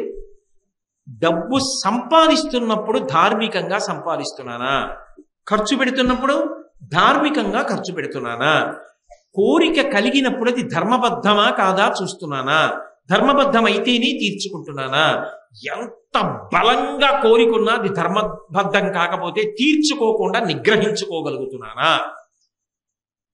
ధర్మబద్ధమైన అర్థము, ధర్మబద్ధమైన కామము మోక్షమునకు హేతువు, మోక్షము ఫలితం. 3 పట్టుకుంటే 4వది వచ్చేస్తుంది. ఇంకా 4వ దాని కోసం మళ్ళీ 4వది ప్రయత్నం కాదు. నేను తరచుగా తేలికగా అర్థం అవడానికి చెప్పే ఉదాహరణ ఒకటే. నేను ఒక 8 అడుగుల కర్ర తీసుకొచ్చి మీకు మంచి పదునైన కత్తి ఇచ్చాను. దీనిని 4 సమాన భాగములు చెయ్యండి, కానీ 3 మాటలు నరకాలన్నారు. ఇప్పుడు ఏం చేస్తారు? సమాన భాగములు చెయ్యాలంటే 8 అడుగుల కర్ర, 4 సమాన భాగములంటే ఒక్కొక్క ముక్క ఎన్ని అడుగులు ఉండాలి? 2 అడుగులు కాదు, 4 2 8. 2 అడుగుల దగ్గర ఓ గీత పెట్టాను. కత్తి తీసుకొచ్చి కర్ర కింద రాయి పెట్టి కత్తితో గట్టిగా నరికాను. ఒక నరుకు 2 అడుగుల ముక్క వచ్చింది. ఇంకెంత ముక్క ఉంది? 6 అడుగులు. మళ్ళీ 2 అడుగుల దగ్గర ఓ గీత గీసి రాయి మీద పెట్టి మళ్ళీ కత్తితో నరికాను. ఎన్ని అడుగుల ముక్క వచ్చింది? 2 అడుగులు. ఎంత మిగిలింది? 4 అడుగులు. ఇప్పుడు 4 అడుగుల ముక్క 2 అడుగుల దగ్గర నాటు పెట్టి అక్కడ పెట్టుకుని కత్తితో ఒక్క నరుకు నరికాను. ఎన్ని ముక్కలు వచ్చాయి? 2 ముక్కలు వచ్చాయి. ఎన్ని మాటలు నరికాను? 3 మాటలే. 2 అడుగుల ముక్కలు ఎన్ని వచ్చాయి? 4 వచ్చాయి. 3 మాటలు నరికితే 4 ముక్కలు వచ్చినట్టు ధర్మార్థ కామములను పట్టుకుంటే మోక్షం వచ్చేస్తుంది. ధర్మముతో అర్థము ముడిపడాలి, ధర్మముతో కామము ముడిపడాలి, అంతే మోక్షం. అంతేగాని ఈ రెండూ ముడిపడకుండా మీరు ఎన్ని చేసినా ఈశ్వరుడు అమాయకుడు కాడు. అది ముడిపడడానికి ఇది హేతు అవుతుందేమో కానీ అది ఉందనుకోండి, ఇక మీరు ఏం చేస్తున్నారు అన్నదాన్ని ఆయన చూడండి. సకుర్ణత్వా నత్వా కథమివ సతాం సన్నిధదతే అంటారు సౌందర్యలహరిలో శంకరాచార్యులు వారు. ఎప్పుడు అర్ధార్జన ధర్మంతో కామము ధర్మంతో ముడివేసి పరిశీలించేవాడు ఒక నమస్కారం చేస్తే చాలు, పరదేవత ఆనందపడి అనుగ్రహించేస్తుంది. వాళ్ళని సత్పురుషులు అంటారు. కాబట్టి మూడిటిలో తిరుగుతూ నాలుగిటిని చూసుకుంటూ ఉండాలి. ఎందుకని తమోగుణంలో ఉన్నారనుకోండి అధర్మం వైపుకి మొగ్గుతాడు, రజోగుణంలో ఉన్నాడనుకోండి అధర్మం వైపుకి మొగ్గుతాడు. మనసు రజోగుణ సంపర్కంలో ఉంది, అధర్మాన్ని కోరుతోంది. తనని తాను పరిశీలించుకొని ధర్మం వైపుకి అడుగెయ్యాలి. మూడిటిలో తిరుగుతూ నాలుగు గురించి ఎప్పుడూ ఆలోచిస్తూ ఉండాలి. మూడిటిలో తిరగకుండా ఉండడం సాధ్యం కాదు. అది ఎప్పుడో ఆ తల్లి అనుగ్రహం కలుగుతుంది. కలిగితే ఈ మూడిటిని దాటిపోతాడు. సత్వము రజస్సు తమస్సు దాటిపోయి శుద్ధ సత్వమును కూడా దాటిపోయి ఆ మూడు అవస్థల్ని దాటిపోయి తురియంలోకి వెళ్ళిపోయి సర్వావస్థ వివర్జిత ఆ స్థాయికి వెళ్ళిపోతాడు. కాబట్టి మూడిటి యందు తిరుగుతూ నాలుగుంటిని గురించి ఆలోచిస్తూ అన్వయం చేసుకో, అది జీవితం అనగా. అది చేత కాకపోతే వీటి యందు పడిపోతావు పంజరంలో. అప్పుడు అది పునర్జన్మ హేతువు, కోట్ల జన్మలు మళ్ళీ ఎత్తుతూ ఉండాలి. ఎందుకని ఒక రజోగుణ సంపర్కం కలిగింది, ధర్మ విరుద్ధమైన కోరిక తీర్చుకోమని. ఆ శబ్దం ఉందే చాలా ప్రమాదకరం. ఎందుకో తెలుసా? సాధారణంగా మీరు చూడండి, అధర్మం వైపుకి మొగ్గిపోయే ముందు పర్వాలేదండి అనేస్తాడు. పర్వాలేదు, ఏం చేస్తాం, ఎంతమంది లొంగిపోలేదు అని లొంగిపోయాడు అనుకోండి, ఒక్కొక్క తప్పు మొత్తం జన్మనే నాశనం చేసేయచ్చు. అప్పుడే బాగా సత్వములోకి మళ్ళీ వెనక్కి వచ్చేసేయాలి ప్రయత్నపూర్వకంగా. అప్పుడు ఒక మహాత్ముల పుస్తకం తీసుకోవాలి, వెంటనే స్నానం చేసి కూర్చుని కాసేపు జపం చేసుకోవాలి. ఆ ఆలోచన ఎంత దోషభూయిష్టమో మనసులో మననం చెయ్యాలి. చేసి విరుగుడు పొందాలి, పొంది ధర్మమునందు ఊంచుకోవాలి. కాబట్టి విదురుడు అంటున్నాడు, ఒకటి గొని రెంటి నిశ్చల యుక్తి చేర్చి మూటి నాలుగింటకడు అవశ్యములుగా చేసి. నేను ఇవన్నీ చెప్పేసి వదిలేస్తానని మీరు అనుకుంటున్నారేమో. నేను అకస్మాత్తుగా ఒక శనివారం నాడు ఒక ఆదివారం నాడు ప్రశ్నోత్తర కార్యక్రమాన్ని నిర్వర్తిస్తాను. నిర్వర్తించినప్పుడు నేనే ఎంచుకుంటాను కొంతమందిని, మిగిలిన వాళ్ళందరూ చూస్తారు. నేను చెప్పింది వినా దాటి అడగను, నేను చెప్పిన దాంట్లోంచే ప్రశ్నలు అడుగుతాను. ఎంతమంది జిజ్ఞాసులై పట్టుకుంటున్నారో చూస్తాను. అప్పుడు ఒకటి కొని రెంటి చేర్చి ఏది అవి చెప్పు అంటాను. అప్పుడు చెప్పవలసి ఉంటుంది. అందుకని బాగా పట్టుకుంటే ఏమో ఎవరి పేరు ఎడుతుందో, ఎందులో ఉండవలసి వస్తుందో, ఏం చెప్పవలసి వస్తుందో ఎవరికి తెలుసు. కాబట్టి ఒకటి గని రెంటి నిశ్చల యుక్తి చేర్చి మూటి నాలుగింటకడు అవశ్యములుగా చేసి ఏనిటిని గెలిచి ఐదింటిని గెలవాలట. ఏమిటి ఐదు గెలవలసినవి అంటే 5 జ్ఞానేంద్రియములను గెలవాలి. ఏమిటవి? కన్ను, ముక్కు, నాలుక, చర్మము, చెవి. ఈ 5 గెలవాలి. గెలవాలి అన్న మాటకు అర్థం ఏమిటి? ఇది మనసుతో సంబంధమును పొందినప్పుడు మనసు వికారము పొందకుండా ఉండాలి. ఏమిటో మీరు అన్న మాట అయోమయంగా ఉందని మీరు అంటారని నాకు తెలుసు. మనసు వికారమును పొందకుండా ఈ ఇంద్రియములు చేసినటువంటి పనులు ఏ ప్రభావం చూపించకుండా ఉండగలిగిన స్థితికి ఎదగగలగాలి. మీకు నేను ఒక ఉదాహరణ చెప్తాను. ఇంద్రియాన్ని ఎప్పుడు ఒకటే ధర్మం అండి, అది ఏం చేయాలో చేస్తుంది. కన్ను ఉందనుకోండి చూస్తుంది, అంతే దాని ధర్మం. అది మంచిగా చెడా దానికి అనవసరం, అది చూడమన్నారనుకోండి చూస్తుంది. కన్ను చూస్తే ఉద్రేకపడేది ఎవరు? మనస్సు. కన్ను చూసిన మనసు ఉద్రేకపడలేదు అనుకోండి, దానికి ఏ ఉద్రేకం లేదు, గెలిచాడు ఇంద్రియాన్ని గుర్తు. ఆ రెండిటి సమన్వయంలో ఇది పనిచేస్తున్నా అది ఉద్రేకపడకపోతే దీన్ని గెలిచాడంటారు. అంటే మీకు నేను ఒక ఉదాహరణ చెప్పాలనుకోండి, తీసుకొచ్చి 1000 రూపాయల కట్టలు ఓ సంచిలో పెట్టి కోటేశ్వరరావు గారు ఎవ్వరికీ తెలియక్కర్లా, నేను పరమ ప్రేమతో ఇస్తున్నా, మీరు పట్టుకోండి అంతే, మీరు మాట్లాడడానికి వీల్లేదు అని సంచిలో పెట్టిస్తే ఏమో, విప్పి తీసుకొచ్చి పళ్ళెల్లో పెట్టి అక్కడ పెట్టారనుకోండి, 1000 రూపాయల కాగితాల కట్టలవి, రూపాయి కాగితాలు కావు. నేను ప్రవచనానికి డబ్బుచ్చుకోను అండం కాదు, 1000 రూపాయల కాగితాల కట్టలు పళ్ళెల్లో కనపడుతుంటే నోటి మాట కొద్దని నా కర్మ ఎందుకు పెట్టుకున్నానో ఇటువంటి నియమం అని మనసులో ఏడిస్తే ప్రభావితమైంది. ఇన్ని కట్టలు చూసినా ఆయన నాకెన్ని ఇచ్చాడు, కళ్ళిచ్చాడు, ముక్కిచ్చాడు, నోరిచ్చాడు, వాక్కిచ్చాడు, బుద్ధినిచ్చాడు, గొప్ప గురువునిచ్చాడు, శాస్త్రాన్నిచ్చాడు, కొడుకునిచ్చాడు, కూతుర్నిచ్చాడు, మంచి భార్యనిచ్చాడు, చెయ్యి తాపి దేహీ అనకుండా ఉద్యోగాన్ని ఇచ్చాడు, పడుకుంటే నిద్ర పట్టేటట్టు చేస్తున్నాడు, తింటే జీర్ణం అయ్యేట్టు చేస్తున్నాడు. ఆయన గురించి చెప్పిన దానికి నేను వద్దు అన్నవాణ్ణి మళ్ళీ పుచ్చుకోనా అని నా మనసు ఏమాత్రమో ప్రభావితము కాలేదనుకో. ఓన్లేండి ఎక్కడో ఇంకో మంచి పనికి ఇవ్వండి, వద్దన్న నా వెంట ఎందుకు పడతారు అని నేను కోపము పడలేదు, ఆకర్షణ పొందలేదు, పుచ్చుకోలేదని బాధపడలేదు, పుచ్చుకుందామని ఉద్రేకపడలేదు. ఇప్పుడు కన్ను ఏం చేసింది? డబ్బు కట్టల చూసింది, మనసు ఏమైనా కదిలిందా? నేను ఒక ఉపమానం చెప్పా, అన్ని వేళలా అన్ని ఉపమానాలు సభల్లో చెప్పక్కర్లేదుగా. ఏది కన్ను చూసినా అలా ఉద్రేకపడకుండా మనసు అలాగే నిశ్చలంగా ఉందనుకో. మాతృవత్ పరదారేషు పరద్రవ్య అనిలోష్టవత్, ఇతరుల సొమ్ము కనబడితే మట్టి అనుకో, పరస్త్రీ కనబడితే, నేను పూజ చేసే కంచి కామాక్షి పరదేవత ఏ తల్లిని నేను ధ్యానం చేస్తానో ఆ తల్లి ఇన్ని రూపాలలో నా ముందు కూర్చుని ఉంది అనుకో, నీ మనసు కదలదు. అందుకే శాస్త్రం ఎలా అనుష్ఠానం చేస్తే నువ్వు కదలకుండా నిలబడగలవో కూడా చెప్పింది. అలా ఇంద్రియములను గెలిస్తే, 5 గెలిచి అప్పుడు ఏనిటిని గెలిచాడు అంటారు. అంటే కన్ను చూసి చూడడం ధర్మం కాబట్టి చటుక్కున చూడకూడనిది చూసినా, చూడవలసినది చూసినా అది ప్రభావితము కాలేదు. నాలుక ప్రభావితము కాలేదు. ఎవరో లవణం లేకుండా వండేశారు, వడ్డించేశారు, నైవేద్యం పెట్టేసుకున్నాడు, తింటున్నాడు, అందులో లవణం లేదు, కోప్పడిపోలేదు, ఉద్వేగపడలేదు. అన్నీ బాగున్నాయా అండి? చక్కగా ఉన్నాయండి. అన్నీ తినేశాక పప్పు కొద్దిగా లవణం చూసుకోవాయ్ అన్నాడు. అంతే, ఏం దెబ్బలాడలేదు ఆయన భార్యని. అంటే ఉప్పు లేని పప్పు తినమని ఇవాళ ఈశ్వర శాసనం అయింది. ఆయనకి అదేగా నైవేద్యం పెట్టేశా. ఆయన ఏమన్నా అన్నాడా?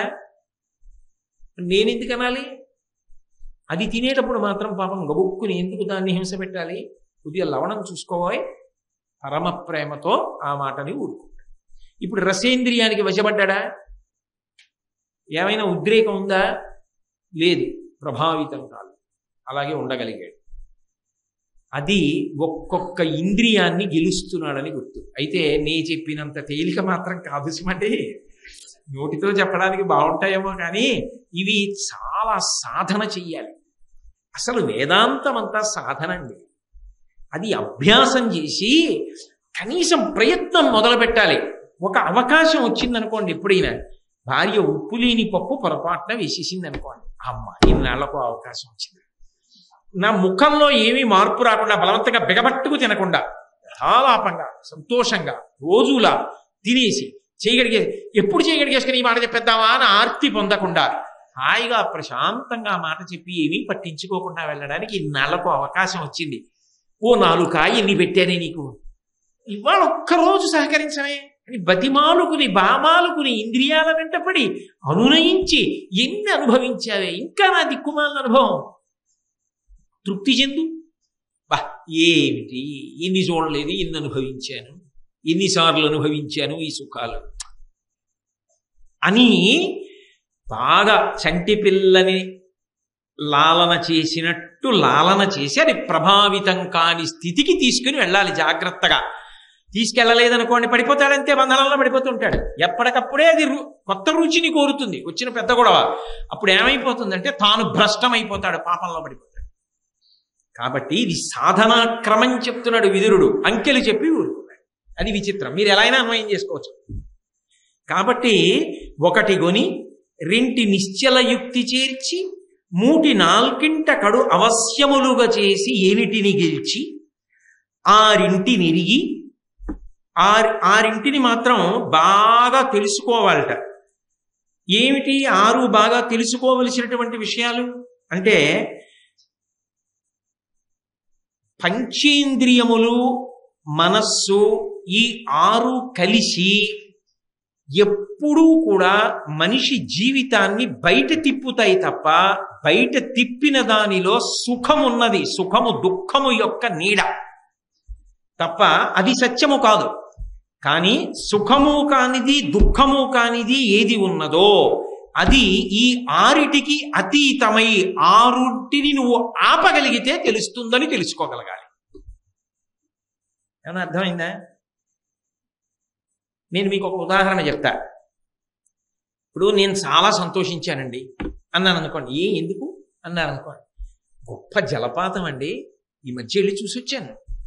ఎక్కడ? ఏదో ఫలానా చోట. ఎలా చూశా? కంటితో చూశా. కంటితో జలపాతాన్ని చూస్తే మనసు సంతోషాన్ని పొంది. కానీ ఒక్కటి చెప్పండి, ఇది దేశమునందు కాలమునందు శాశ్వతమా? శాశ్వతమా? మీకు ఇంత బాగుంది కదా జలపాతం, 3 రోజులు ఇక్కడే కూర్చోండి రాత్రి పగలు, మీకు అన్నం పెడతాం అన్నారు అనుకోండి. ఒక గంట వద్దులేండి అన్నాను కానండి, హోరు అబ్బో చెవులు గడియలు పడిపోతున్నాయి, బయలుదేరిపోదాం మనం. వెళ్ళిపోతాడు ఇంటికి, ఉండడు.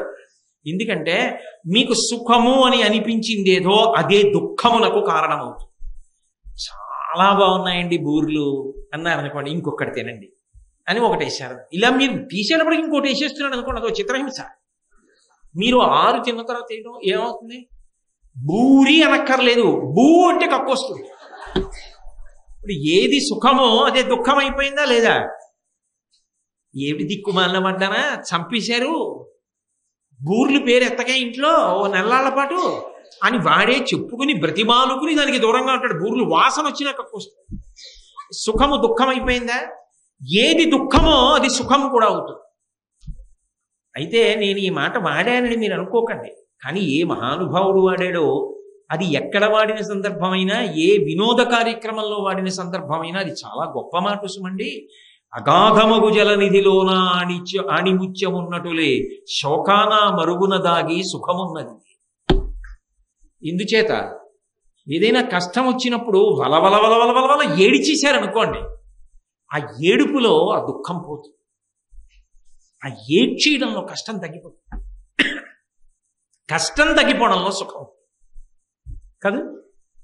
కాబట్టి మీకు ఏది దుఃఖం అనిపిస్తోందో అదే సుఖమునకు కారణం కావచ్చు. నుయ్యి తవ్వుతున్నాడు అనుకోండి, లోపలికి ఎడుతూ ఉంటాడు, పైకి ఎక్కడ. కాబట్టి బయట ఉన్న వాళ్ళు కనపడడం తగ్గిపోతుంది. ఏ మట్టి పెళ్ళ విరిగి మీద పడుతుందో తాను జాగ్రత్తగా తవ్వుకుంటూ పారతో మట్టి తీసుకుంటూ మళ్ళీ కట్టుకున్న మెట్ల మించి ఎక్కి వస్తూ బయట పోస్తూ లోపలికెడుతూ చీకటిగా అయిపోతుంటుంది. లోపల తవ్వుతుంటే ఎంతో కష్టం. ఒక్కసారి జలపైకి తన్నింది, తట్టబట్టుకుని వీటికి పరిగెత్తుకుంటూ పైకి వచ్చాడు. అబ్బా అని తలపాగా తీసి ఆనందపడిపోయాడు. కష్టం చివర సుఖం ఉందా?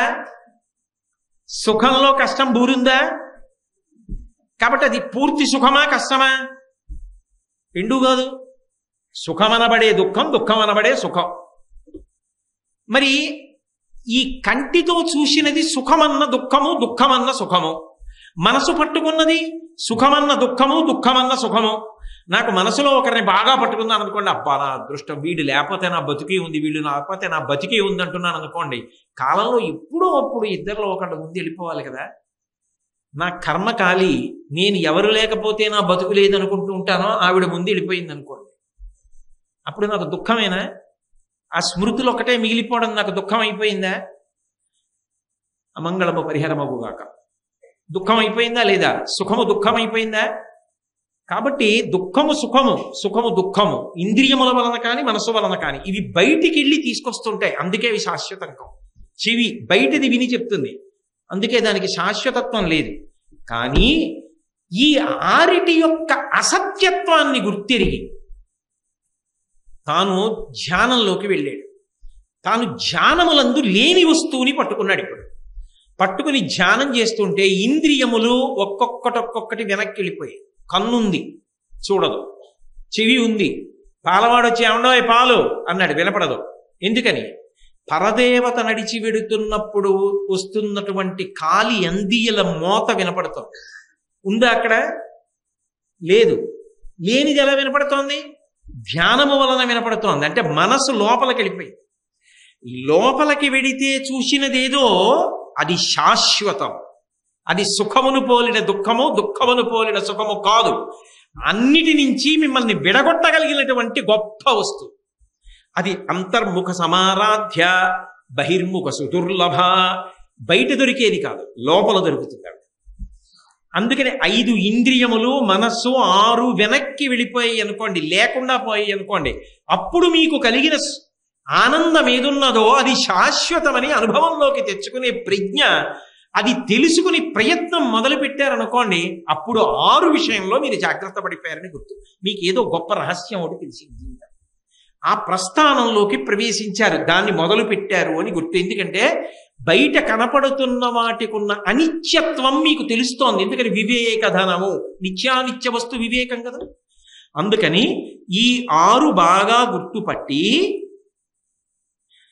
7 విడిచి అంటే వదిలిపెట్టేసి అని అర్థం. వదిలిపెట్టేసి అంటే దాటిపోయి, నేను ఒక్కొక్కటి వదిలిపెడుతున్నాను అంటే అది దాటిపోతున్నాను. మీరు చూడండి, మాస్టారు ఎక్కడి వరకు వచ్చామండి అని అడిగారు అనుకోండి, ఒక ఆయన కిటికీలోంచి చూసి యువత కూర్చున్న ఆయనతో అంటాడు, ఇప్పుడే పిఠాపురం వదిలేసామండి. పిఠాపురం వదిలేసామండి అంటే ఏమిటి దాని అర్థం? పిఠాపురం దాటాం అని అర్థం. చేరవలసిన గమ్యం వైపుకి వెళ్ళడానికి ఇది వదులుతున్నామంటే అది దాటుతున్నాం అంత అని అర్థం. 7 నుంచి దాటి పైకి వెళ్ళాలి. ఏ 7 దాటాలి? చర్మము, రక్తము, మాంసము, కొవ్వు, అస్థి, శుక్ల, మేధ అనబడేటటువంటి 7 ధాతువులతో ఈ శరీరం అంతా ఏర్పడింది. అంగప్రత్యంగముల యొక్క సమాహార స్వరూపమై ఉన్నది. దీనిని దాటిపోవాలంటే ఇవేవి కూడా ఇక ఎరుకలో లేని స్థితికి విడిపోయాడు. ఇక తనకి శరీరంతో ఏమి సంబంధం లేదు.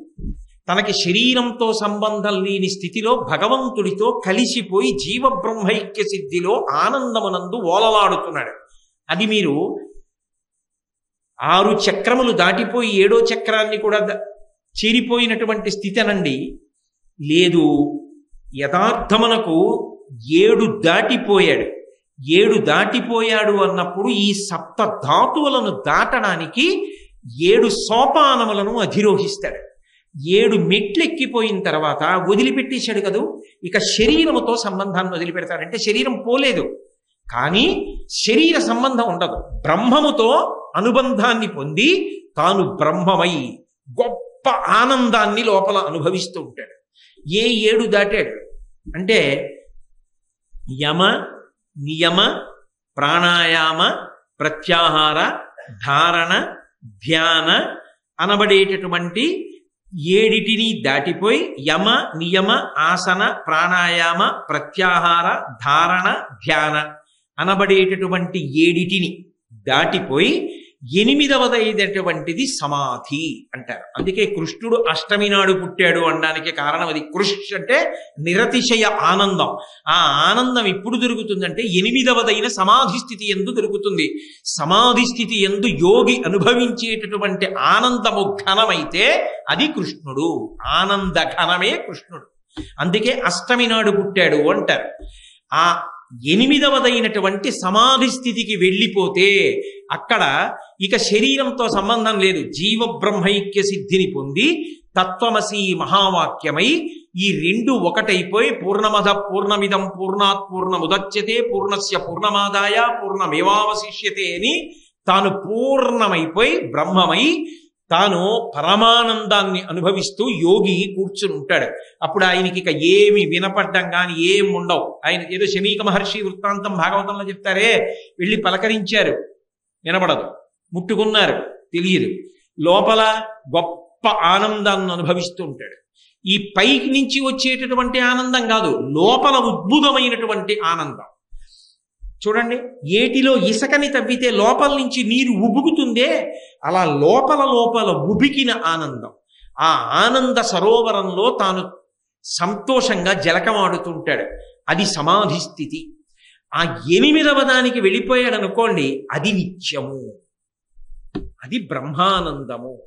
ఆ నిత్యమును తెలుసుకోవడానికి అనిత్యమైన ఇన్నిటిని దాటినవాడు ఎవరో వాడు వివేకధరమును పొందినవాడు, నిత్యానిత్య వస్తు వివేకమును పొందినవాడు. ఒక మనిషి శరీరానికి గొప్పతనం ఎక్కడుంది అంటే, ఇవి తెలుసుకుని అనుష్ఠించగలిగిన శక్తి ఒక్క మనుష్యునకు ఉన్నది. అయితే మీరు నన్ను ఒక ప్రశ్న అడుగుతారు, నాకు తెలుసు. ఏమంటే మీరు చెప్పింది అసలు విన్నప్పుడు అసలు ఇది ఏమిటో అర్థం చేసిన మళ్ళీ వెనక్కి వెళ్ళి ముందుకు రావడానికి చాలా కష్టంగా ఉంది కదా, ఇదన్నీ నిజంగా మేము మనుష్య జన్మ ఎత్తితే మాత్రం ఎలా మొదలెడతాం, ఎలా చేస్తాం? కానీ మీరు ఒకటి జ్ఞాపకం పెట్టుకోండి బాగా.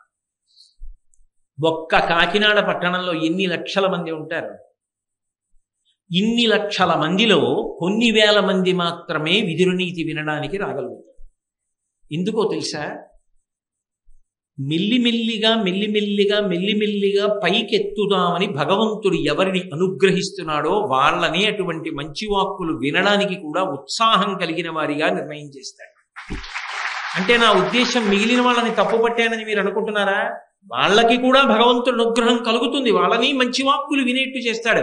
ఇక్కడ వినకపోవచ్చు, వాళ్ళు ఇంకో చోట వింటూ ఉండొచ్చు. కాబట్టి అది క్రమక్రమంగా మొదలు పెట్టించి ఆ వేగం అది అందుకుంటుంది. రైలు బయలుదేరినప్పుడు ఎంత వేగం ఉంటుంది?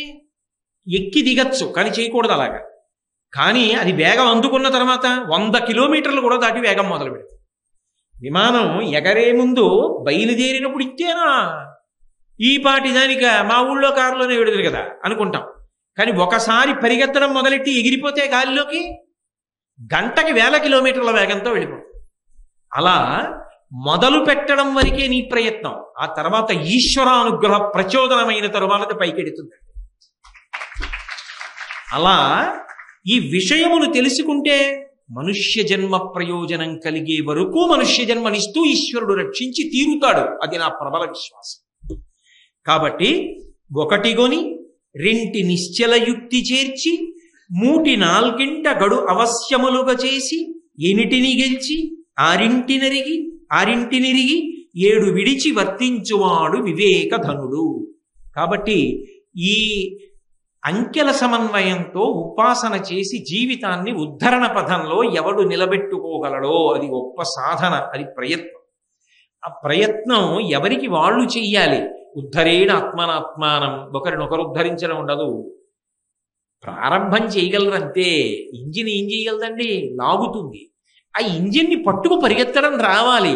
నేను పరిగెత్తలేను, నా చక్రం విరిగిపోయిందంటే తీసేస్తారు పక్కకి.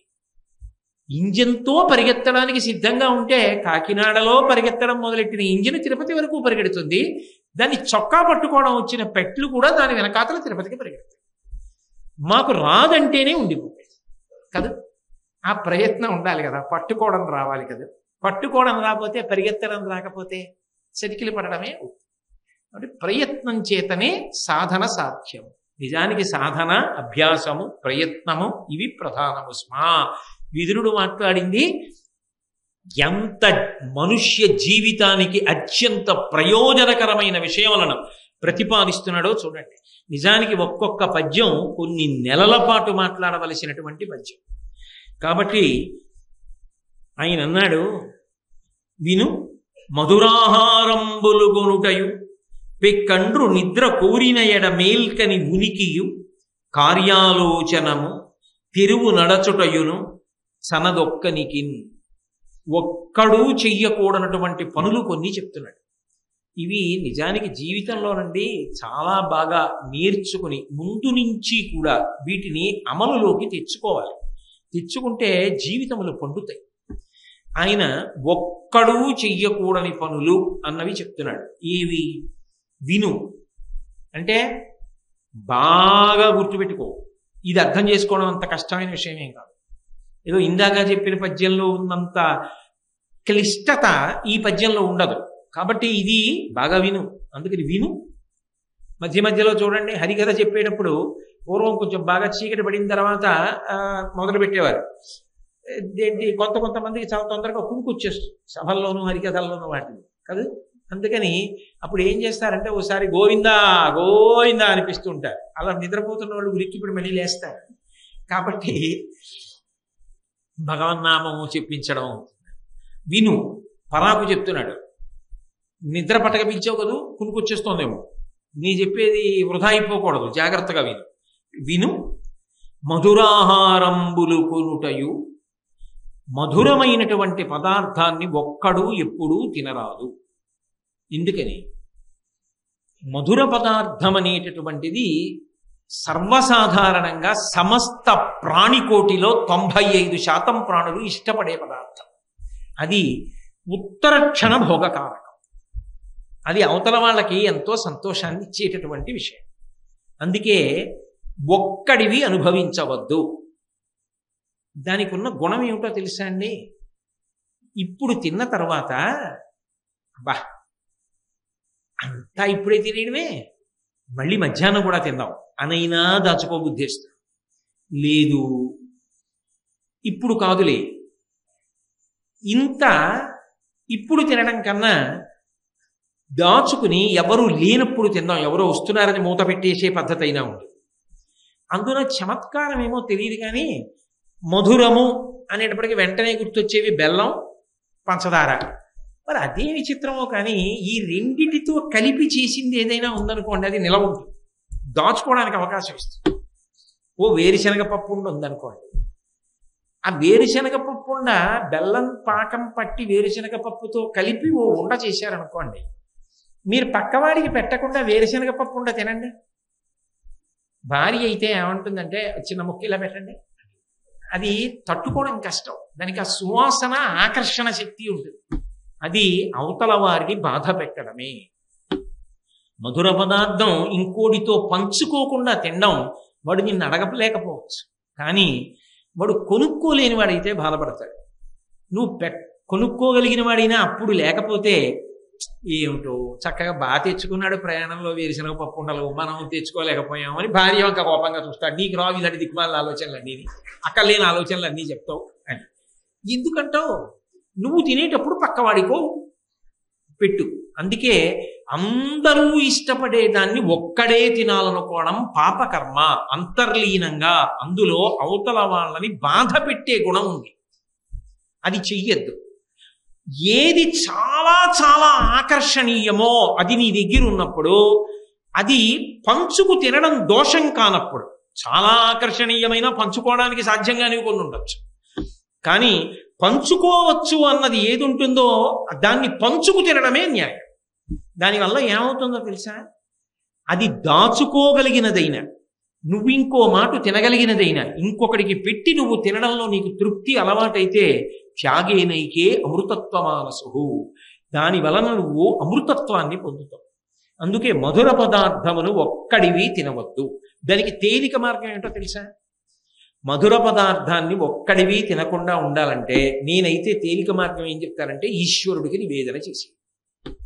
మీకు వేరుశనగ పప్పు ఉండలు తినాలనుందా? ఇప్పుడు నేను చెప్పాను కాబట్టి చాలా మందికి ఒకసారి ఇంటికి వెళ్ళిన తర్వాత వేరుశనగ పప్పు ఉండలు కట్టుకుందాం అనిపించవచ్చు.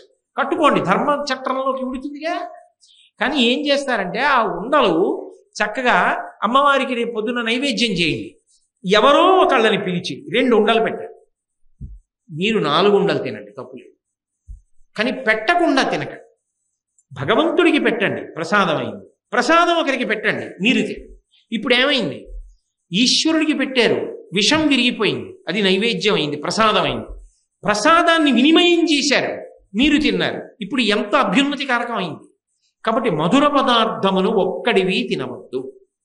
2, పెక్కిండ్రు నిద్ర కూరిన ఎడ మేల్కని యునికియు, అందరూ నిద్రపోతుండగా నువ్వు ఒక్కడివి మేల్కొనే ప్రయత్నము చెయ్యవద్దు.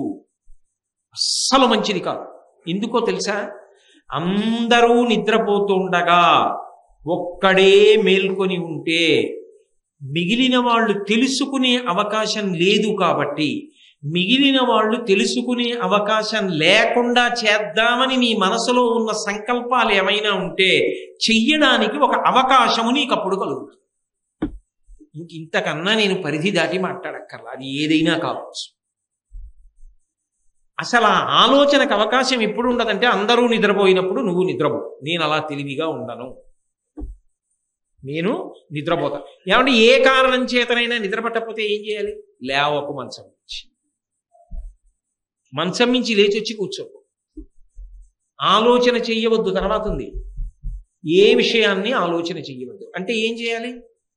నిద్ర పట్టడానికి మనసు దేన్ని పట్టుకోవాలో దాని వైపు తిప్పి, ఏదో ఉద్వేగం ఉంది, ఏదో బాధ ఉంది, అది ఉపశమిస్తే నిద్ర అయిపోతుంది. మనసు ఆత్మలోకి వెళ్ళిపోతుంది. వెళ్ళిపోవాలంటే అన్నిటికీ పనికొచ్చే వస్తువు ప్రపంచంలో భగవంతుడు ఒక్కటి. నువ్వేం చేస్తావంటే కళ్ళు మూసుకుని సహస్రదీపాలంకార సేవని మనసులో భావన చేయి. అక్కడ ఉయ్యాల ఊపుతుంటే మధ్యలో స్వామి, అటు ఇటు ఉభయనాంచార్యులు చక్కగా అన్నమాచార్య కీర్తన పాడుతుంటే, ఆయనని ఊపుతుంటే, అలరచించలమైన ఆత్మలండుండని కలవాటు చేసని ఉయ్యాల అని వినపడుతుంటే, ఆ ఉయ్యాల నువ్వే ఊపుతున్నావని భావన చేస్తూ ఆ కర్రలు పట్టుకుని మెల్లగా నువ్వు కూడా కొద్దిగా ఊగుతూ, అంటే మంచం మీద కాదు మనసులో ఊగుతూ అలా కదుపు. ఆ ఊపులో నువ్వు సూలిపోతావు, నిద్రపోతావు. ఇప్పుడు భగవంతుణ్ణి ఆలంబనం చెయ్యి మనసుకి, లేదా నీ శ్వాసని పరిశీలనం చెయ్యి. అని విడిచిపెట్టి తీస్తున్న దాన్ని పరిశీలనం చేస్తూ ఉండు కాసేపు, నిద్రలోకి జారిపోతావు. తెలివిగా ఉండకు. ఇందుచేత ఒక్కటే కారణం, మనసుకు ఉన్నటువంటి లక్షణం ఏమిటంటే, దానికి ఏదైనా పాపపుట ఆలోచన ఉందనుకోండి, అది అవకాశం కోసం ఎదురు చూస్తుంది. ఎవ్వరూ లేరు కాబట్టి ఇప్పుడు ఈ పాపం చేస్తే తెలియదు కదా, అందుకని ఇది చేస్తా అందనుకోండి, అది ఒకటి దగ్గర మొదలుపెట్టిన వాడివి ఎక్కడ వరకైనా వెళ్ళచ్చు. ఆ తర్వాత అది మీకు నేను ఒకటి దగ్గర మొదలెట్టినప్పుడు అన్నదానికి నేను ఒక చిన్న ఉదాహరణ చెప్పాలంటే, ఒరే నీకు పడదురా, దగ్గొస్తుందిరా, నువ్వు తినకురా అని అమ్మ ఏదో నువ్వుల గుండ దాచింది అనుకోండి. అందరూ పడుకున్నారని మిగిలిపోయిన అన్నం తీసుకుని నువ్వుల గుండ వేసేసుకుని కాస్త నువ్వులు నూనె వేసేసుకుని కలుపుకుని ఎవరూ చూడకుండా తినేశాడు అనుకో. ఇప్పుడు అక్కడ మొదలైంది, జిహ్వేంద్రియం దగ్గర మొదలైంది. ఆ తర్వాత వాడు దొరికినప్పుడు అన్ని దినపత్రికలు మొదటి పుటలో ప్రచురించవలసినటువంటి గొప్ప గజ దొంగ కావచ్చు. అభ్యాసం అక్కడ మొదలు, దాని పరాకాష్ఠ ఎక్కడ పూర్తవుతుందో తెలియదు. ఎందుకని అంటే సాధారణంగా అందరూ నిద్రపోయినప్పుడు నువ్వు ఒక్కడివే తెలివిగా ఉంటే మనసు రంజకత్వాన్ని అడుగుతుంది తప్ప మనసు ఆ సమయంలో సత్వగుణ సంబంధమైన విషయము వైపుకి ప్రచోదనం చెయ్యదు. అందుకే ఒక్కడవు తెలివేసి ఉండడం అలవాటు చేసుకోవద్దు. అలాగే వెక్కెండ్రు నిద్ర కూరిన ఎడ మేల్కని యునికియు. ఓ గురువుగారి సమక్షంలో ఉన్నారనుకోండి, గురువుగారు ఏదో చాలా మంచి విషయాలు మాట్లాడుతున్నారు, అప్పుడు మీరు తెలివిగా ఉన్నారనుకోండి, ఏం దోషం లేదు. నిజంగా మీకు ఏదో చాలా అవసరం ఉండి చాలా ముఖ్యమైన గ్రంథాన్ని చదువుకుంటున్నారనుకోండి, దోషం లేదు. అప్పుడు మీరు ఒక మహాత్ముడితో కలిసి ఉన్నట్టే, దోషం లేదు. ప్రయత్నపూర్వకంగా ఏ పని లేకుండా నిద్రపోకుండా ఒక్కరూ తెలివిగా మాత్రం ఉండకూడదు. అంటే చూడండి, ఏదో కాయి తుంచనిది మొగ్గై తుంచబడాలి అంటారు. అలా అసలు పాపము వైపుకి అడుగు పడకుండా ఉండడానికి మంచి మాట చెప్తున్నారు. కాబట్టి పెక్కండ్రు నిద్ర కూరిన ఎడ మేల్కొని ఇనికియు కార్యాలోచనము. ఎప్పుడూ కూడా జీవితంలో ఏ ఒక్క విషయాన్ని నువ్వు ఒక్కడవే ఆలోచన చేయవద్దు. ఎందుకో తెలుసా? నీకు తెలిసో తెలియకో నువ్వు ఒక గొప్ప దరిద్రుడవైపోతావు. ఎందుకని అంటే నీకొక సుఖం వచ్చినా, నీకొక కష్టం వచ్చినా, నువ్వు ఒక నిర్ణయం తీసుకోవలసి వచ్చినా నువ్వు సంప్రదించడానికి నీకు ఒక మనిషి ఉంటాడు. అసలు నువ్వు సంప్రదించడానికి ఎవరూ లేరు నీకంటే, నీ జీవితంలో నీకు ఎవ్వరూ లేరు, నువ్వు ఒక్కడివి. అప్పుడు అదొక దరిద్రమా కాదా? ఎవ్వరూ తన ఆలోచన పంచుకోవడానికి లేరు అంటే దరిద్రం అయిపోయిందా లేదా జీవితం? అలా ఎందుకు ఉండాలి?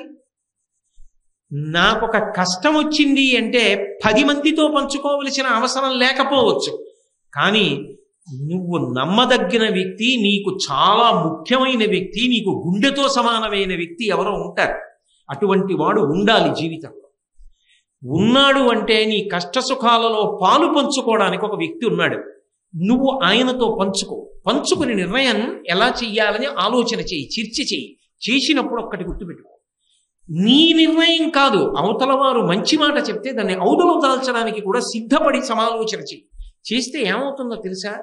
కష్టంలో ఉన్నప్పుడు మనసు బరువుగా ఉంటుంది కాబట్టి బాగా ఆలోచించలేదు. ఒకటో పరిమితి. 2, ఎవరి వలన నేను ఈ కష్టం పొందాను కారణాన్ని వెతికి అవతల వాడి మీద కక్ష కట్టే ప్రయత్నం చేస్తుంది. అప్పుడు నీకు తెలియకుండా నువ్వు పాపంలోకి జారిపోతావు. అందుకే నీ స్థాయి పాడవకుండా నిన్ను ధర్మమునందే ఉండేటట్టుగా చేస్తూ నువ్వు రక్షింపబడేటట్టుగా ఒక ప్రణాళిక జరగాలి అంటే నీ మనసెరిగిన మిత్రుడు ఒకడు నీతో కలిసి ఆలోచించాలి. ఆయన మనసు నీకన్నా కొంత తేలిగ్గా ఉంటుంది కాబట్టి బాగా ఆలోచించగలడు. అందుకని ఒక్కడివి నిర్ణయం చెయ్యవద్దు. పైగా అన్నిటినీ మించి నీ తెలివితేటలకు ఒక పరిమితి ఉండవచ్చు. కానీ ఇంకొకడితో ఆలోచించినప్పుడు అది గురువు కావచ్చు, పెద్దలు కావచ్చు, అనుభవజ్ఞులు కావచ్చు, విద్వాంసులు కావచ్చు, కానీ నమ్మదగిన వ్యక్తి అయి ఉండాలి. అటువంటి వాడితో చేసినటువంటి నిర్ణయం ఏది ఉంటుందో అది నిన్ను ఉద్ధరిస్తుంది, అది నిన్ను కాపాడుతుంది. అలా పంచుకోకపోతే అడగవలసింది అని నువ్వు తర్వాత తలకొట్టుకుంటే ఇక ఉపయోగం ఉండదు, ఇరుక్కుంటావు. అందుకే ఇంకొకరిని సంప్రదించకుండా ఒక్కడివే నిర్ణయాలు చేసుకోవడం జీవితంలో అలవాటు చేసుకోవద్దు. అయితే ఒక్కడివే నిర్ణయాలు చేసుకోవద్దు అంటే ప్రతి చిన్న విషయానికి ఇక అవతల వాడిని తినేయడం మొదలెట్టకూడదు. ఇక ప్రతి చిన్న విషయానికి ఏమండి నన్ను తెల్ల చొక్కా వేసుకోమంటారా, నల్ల చొక్కా వేసుకోమంటారా, లేకపోతే నన్ను దీపం ఒక మాట పెట్టమంటారా, 2 మాటలు పెట్టమంటారా, పొద్దున చేయమంటారా, సాయంకాలం కూడా పూజ చేయమంటారా, ఇక అన్నాను కదా అని అలా అడగమని దాని ఉద్దేశం అది కాదు. ముఖ్యమైన విషయాన్ని సంప్రదించి నిర్ణయం చెయ్యవలసి వస్తే సంప్రదించి మాత్రమే నిర్ణయం చెయ్యి తప్ప ఒక్కడవు నిర్ణయం చేసుకోవద్దు. ఇది ఎక్కువ అలవాటు ఎవరికి ఉన్నది? ధృతరాష్ట్రుడికి. ఒకడే చేసుకుంటాడు, ఎందుకంటే కొడుకును వద్దనలేడు, మంచి చెప్పే వాళ్ళ మాట వినలేడు. అందుకని తాను ఒక్కడే చేస్తుంటాడు నిర్ణయాలు. చివరికి ఏమైంది? ఒక్కడే మిగిలేడు. అది ప్రమాదానికి వెళ్తుంది. అందుకని వద్దు. నేను ఒక్కడనే అన్న భావన నీకు మిగిలిపోయి ఎవరితో నువ్వు కలిసి ఉండలేక సంప్రదించలేకపోతే చివరికి నువ్వు ఒక్కడవే, అదే ఫలితం అవుతుంది. కాదు, నాకు చాలామంది ఉన్నారు, ఇందులో ఈయన ప్రాజ్ఞుడు, ఈయనని సంప్రదిస్తాడు అనుకోగలిగితే నీకు ఎప్పుడూ చాలామంది ఉంటారు. అది నీకు ఒక గొప్ప మనసుకు ఊరటనిచ్చేటటువంటి అంశం. కాబట్టి ఒక్కడవు నిర్ణయము చేయవద్దు. కాబట్టి కార్యాలోచనము తెరవు నడచుటయును, ఒక్కడివే ఎప్పుడూ రహదారి మీద ప్రయాణము చేయవద్దు. ప్రయాణం చేసేటప్పుడు ఒకవేళ ఈ చివరి నుంచి ఆ చివరి వరకు ఎవ్వరూ కనపడలేదనుకోండి, అప్పుడు నువ్వు ఎవరైనా ఒకరు కనపడే వరకు ఆగాలి. ఆగి వారితో కలిసి వెళ్ళాలి తప్ప ఎవరూ పక్కన లేకుండా ప్రయాణము చేయవద్దు. ఎందుచేత? ఒకటి, శరీరమునందు ఏర్పడేటటువంటి వైక్లభ్యములు నీకు తెలిసి ఏర్పడు. నడిచి వెడుతున్నాడు, చటుక్కుని ఎక్కడో ఏ ముడుకో పట్టుకుంది, ఇక అడుగు తీసి అడుగు వెయ్యలేకపోయాడు. ఆ బాధ ఓర్చలేక కింద పడ్డాడు. ఆ కింద పడ్డప్పుడు నీకు ఉపచారం చేయడానికో గుక్కెడు మంచినీళ్ళు ఇవ్వడానికో ఎవడైనా ఉండాలా? అది ఎవరైనా మనిషి అయినప్పుడు ఆయనతో నీకు బంధుత్వం స్నేహం లేకపోయినా కలిసి నడుస్తుంటే నువ్వు పడితే ఆయన ఆగి వెనక్కి తిరిగి చూస్తాడు. ఏమైందండి అని అడుగుతాడు. అయ్యా ఒక్క నిమిషం ఆగండి అని నువ్వు అడగచ్చు. కాబట్టి ఒక్కరూ లేని ప్రయాణము చెయ్యవద్దు. 2 ఆపదలు సంభవిస్తాయి. ఆపద అంటే మనకి చెప్పి రాదు, మన బుద్ధి చేత మనం తప్పించుకోగలిగింది కాదు. అలా నడిచి వెడుతూ ఉంటాడు, చూసుకోలేదు, చూసుకోకుండా చటుక్కుని ఏదో విషక్రిమి మీద కాలు పడింది, అది చటుక్కుని కరిచింది. పామే కావక్కర్లేదు, ఓ మండ్రకప్ప కరిచింది. ఇప్పుడు అయ్య బాబోయ్ అక్కడి నుంచి ఇక్కడ వరకు ఎవ్వరూ లేరని ఉద్వేగపడ్డారనుకోండి, నెత్తురు బాగా వేగంగా పరిగెడుతుంది. ఎంత వేగంగా పరిగెత్తిందో రక్తంలో విషం అంత తొందరగా ముఖ్యమైన అవయవాలకు వెళ్ళిపోయి మరణిస్తాడు. ఏం బెగపెట్టుకోకండి, ఏం పర్వాలేదు, నేను ఉన్నాను కదా, నేను చూస్తాను, మీరు కంగారు పడకండి, నేను చూస్తాను కదా అన్నాడు అనుకోండి, మీకు వెంటనే ఏం గుర్తొస్తుందో తెలుసా? మా ఆవిడ పూజలో, నా పూజలో, మా నాన్నగారి పుణ్యమో దేవుడు ఈ రూపంలో నా పక్కన ఉన్నాడు రహదారి మీద అనుకుంటారు. ఆయన వెంటనే కాలుకి అడ్డంగా ఓ కట్టు కట్టి మీరు వెళ్ళలేరు, గబగబా అలా వెడుతున్న వాహనాన్ని ఆపి మిమ్మల్ని ఎక్కించి ఎక్కడికో తీసుకెళ్ళాడు అనుకోండి, ఎవరో ఒకళ్ళు మీకు పక్కన ఉన్నారన్న ఒక ఊరట మీకు లభిస్తుంది. ఆపద గట్టెక్కడానికి ఒకడు ఉండాలి ప్రయాణంలో. ఎవ్వరూ లేని ప్రయాణము ఒక్కడవే చెయ్యవద్దు. ఏదో వాహనం ఎక్కారనుకోండి, నాతో పాటు కంపార్ట్మెంట్లో 72 మంది ఉంటారు, వాళ్ళందరూ కూడా నాతో ఉన్నవాళ్ళేగా, బెంగలేదు. కానీ రహదారి మీద వెళ్ళేటప్పుడు మాత్రము ఆ చివరి నుంచి ఈ చివరి వరకు ఎవ్వడూ కనపడలేదు అనుకోండి, అప్పుడు ఎవరు లేకపోతేనేమండి దారిదే కదా అని ప్రయాణము చేయవద్దు. ఒక్కడవు కాలినడకన వెళ్ళవద్దు. ఆగి ఎవరైనా కూడా నీతో కూడిన తరువాత అప్పుడు వెళ్ళు. దారి దొంగలు ఉండొచ్చు, ధూర్తులు ఉండవచ్చు. సర్వేపల్లి రాధాకృష్ణన్ గారు చాలా బాగా చదువుకునేవారు, పరమ పేదవాడు. ఆయనకి ఉపనయనం చేశారు తల్లిదండ్రులు. మళ్ళీ ఆయన తను చదువుకునేటటువంటి ఊరు తిరిగి వచ్చారు.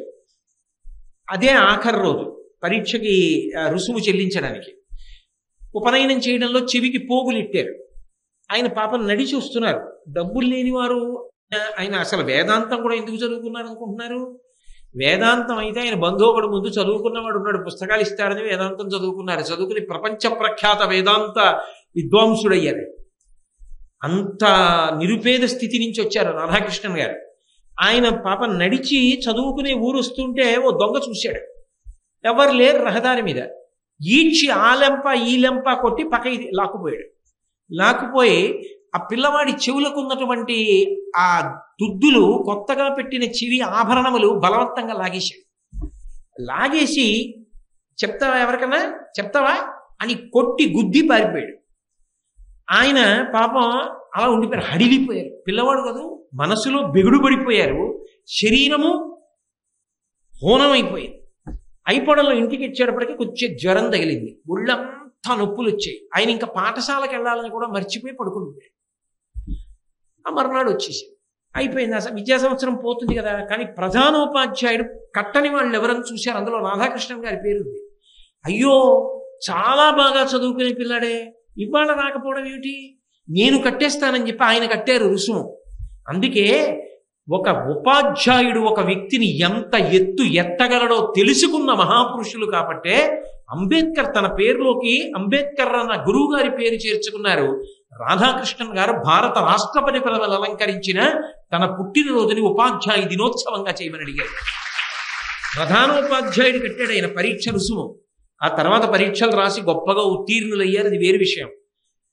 ఆయన జీవిత చరిత్రలో రాసుకున్నారు. ఆ పక్కన ఒక పాడుపడిపోయిన బావి ఉంది. ఆనాడు ఆ దొంగ నన్ను కానీ పాడుపడిపోయిన బావిలో తోసేసి ఉంటే బహుశా నేను ఇక బ్రతికుండేవాడిని కాను. ఎందుకంటే లోపల గాజు పింకులు, డొక్కలు అన్నీ ఉన్నాయి. అరిచినా ఎవరికి వినపడతాడు, పిల్లవాడు బెంగపడి పడిపోతాడు కదా. కానీ ఆ దొంగ పాడుపడిపోయిన నూతులో తొయ్యకపోవడం నా అదృష్టం అని రాసుకున్నాడు. ఇది ఎంత దార్శనికుడై ఎంత గొప్ప మాటలు చెప్పాడు. ఇవి నిజానికి ఎవరికి చెప్పాలి? పిల్లలకి చెప్పాలి. చిన్నపిల్లలు జీవితంలో వృద్ధిలోకి రావలసిన వాళ్ళకి, నాన్న నువ్వు ఎప్పుడు జ్ఞాపకం పెట్టుకో, ఈ 4 పనులు మాత్రము ఒక్కడవు చేయవద్దు. ఏ 4 పనులు? మధుర పదార్థమును ఒక్కడవే ఎన్నడూ కూడా తినవద్దు. 2, రాత్రి అందరూ నిద్రపోతున్నప్పుడు నువ్వు ఒక్కడివి నిద్రపోకుండా ప్రయత్నపూర్వకంగా తెలివిగా ఉండి, అందరూ నిద్రపోతున్నప్పుడు నువ్వు ఒక్కడివి ఏ పని లేకుండా వచ్చి కూర్చుని ఉండవద్దు. నిద్ర పట్టడంలో తేడాలు ఉంటాయి. ఇంట్లో ఇద్దరే ఉన్నారనుకోండి, ఆవిడికి తొందరగా పట్టేసినట్టు నిద్ర ఆయనకి పట్టకపోవచ్చు. లేదా ఆయన నిద్రపోతే ఆవిడికి కొంచెం తెలివిగా, ఒక్కరే ఉండకూడదన్నారు, నాకు దోషం వచ్చేస్తోందా అని గుండెలు బాధేసుకోకూడదు. నీవు పడుతుంది, పడుకున్నావు కదా, లేచి వెళ్ళిపోయి ఒక్కళ్ళు కూర్చోలేదు కదా, అలా ఒక్కడివి కూర్చోవడం అలవాటు చేసుకోకు. అప్పుడు లేనిపోయిన ఆలోచనలు వస్తాయి బుర్రలోకి. కాబట్టి అందరూ నిద్రపోతుండగా ఒక్కడివి తెలివిగా ఉండవద్దు. ఎప్పుడైనా ఒక విషయం మీద చర్చ చేసి నిర్ణయం చెయ్యవలసినటువంటి స్థితి కలిగితే, అంత ముఖ్యమైన విషయమైతే నువ్వు ఒక్కడవే నిర్ణయములు చెయ్యవద్దు. 4, నిజమైన ప్రజాస్వామ్యానికి మూలకంతం అంతా అక్కడ కదండి ఉంది అసలు. 4, నువ్వు ఎప్పుడైనా సరే రహదారి మీద ఒక్కడివే ప్రయాణము చేయవద్దు. ఈ 4 జ్ఞాపకం పెట్టుకో, జీవితంలో వృద్ధిలోకి వస్తావు. అని విదురుడు ధృతరాష్ట్ర మహారాజు గారికి చెప్పి పరోక్షంగా మనందరినీ కూడా గొప్పగా ఉద్ధరించాడు. మహానుభావుడు ఎన్ని విషయాలు చెప్పాడండి. అసలు నిజంగా ఒక్కొక్కటి వింటూ ఉంటే అబ్బా ఏమి గొప్పగా చెప్పాడు రా అనిపిస్తుంది. చెప్పేద్దానిలో ఏవో 10 అనిపించినా వద్దులే. ఎందుకలా? ఎవరన్నా అడిగారా పాపం అలా చెప్పమని? ఎందుకు ఆ ధూర్తతనం? ఎల్లిగానే చెప్పు. ఒకవేళ వాళ్ళు అడిగితే ఒక్కరు అడిగినా ఒక్క రోజులో చెప్పే మొత్తం, నీకు ఇబ్బంది లేదు అని అనిపించి ఒక్కొక్కటిగా చెప్పాలనిపిస్తుంది. ఎక్కువసేపు చెప్పాలనిపిస్తుందంటే అది ఎంత హితవాక్యము. కాబట్టి మళ్ళీ రేపు రాత్రి 7 గంటలకు కలుసుకున్నప్పుడు మళ్ళీ విదురుని యొక్క హితవాక్యములను తెలుసుకుందాం. మంగళాశాసన పరై పదాచార్య పురోగమై సర్వైశ్చ పూర్వైరాచార్యై తత్కృతాయాస్తు మంగళం. మంగళం కోసలేంద్రాయ మహనీయ గుణాత్మనే చక్రవర్తి తనూజాయ సర్వభౌమాయ మంగళం. ఉమాకాంతాయ కాంతాయ కామితార్థప్రదాయినే శ్రీగిరీశాయ దేవాయ మలినాథాయ మంగళం. సర్వం శ్రీ ఉమామహేశ్వర పరబ్రహ్మార్పణమస్తు. స్వస్తి.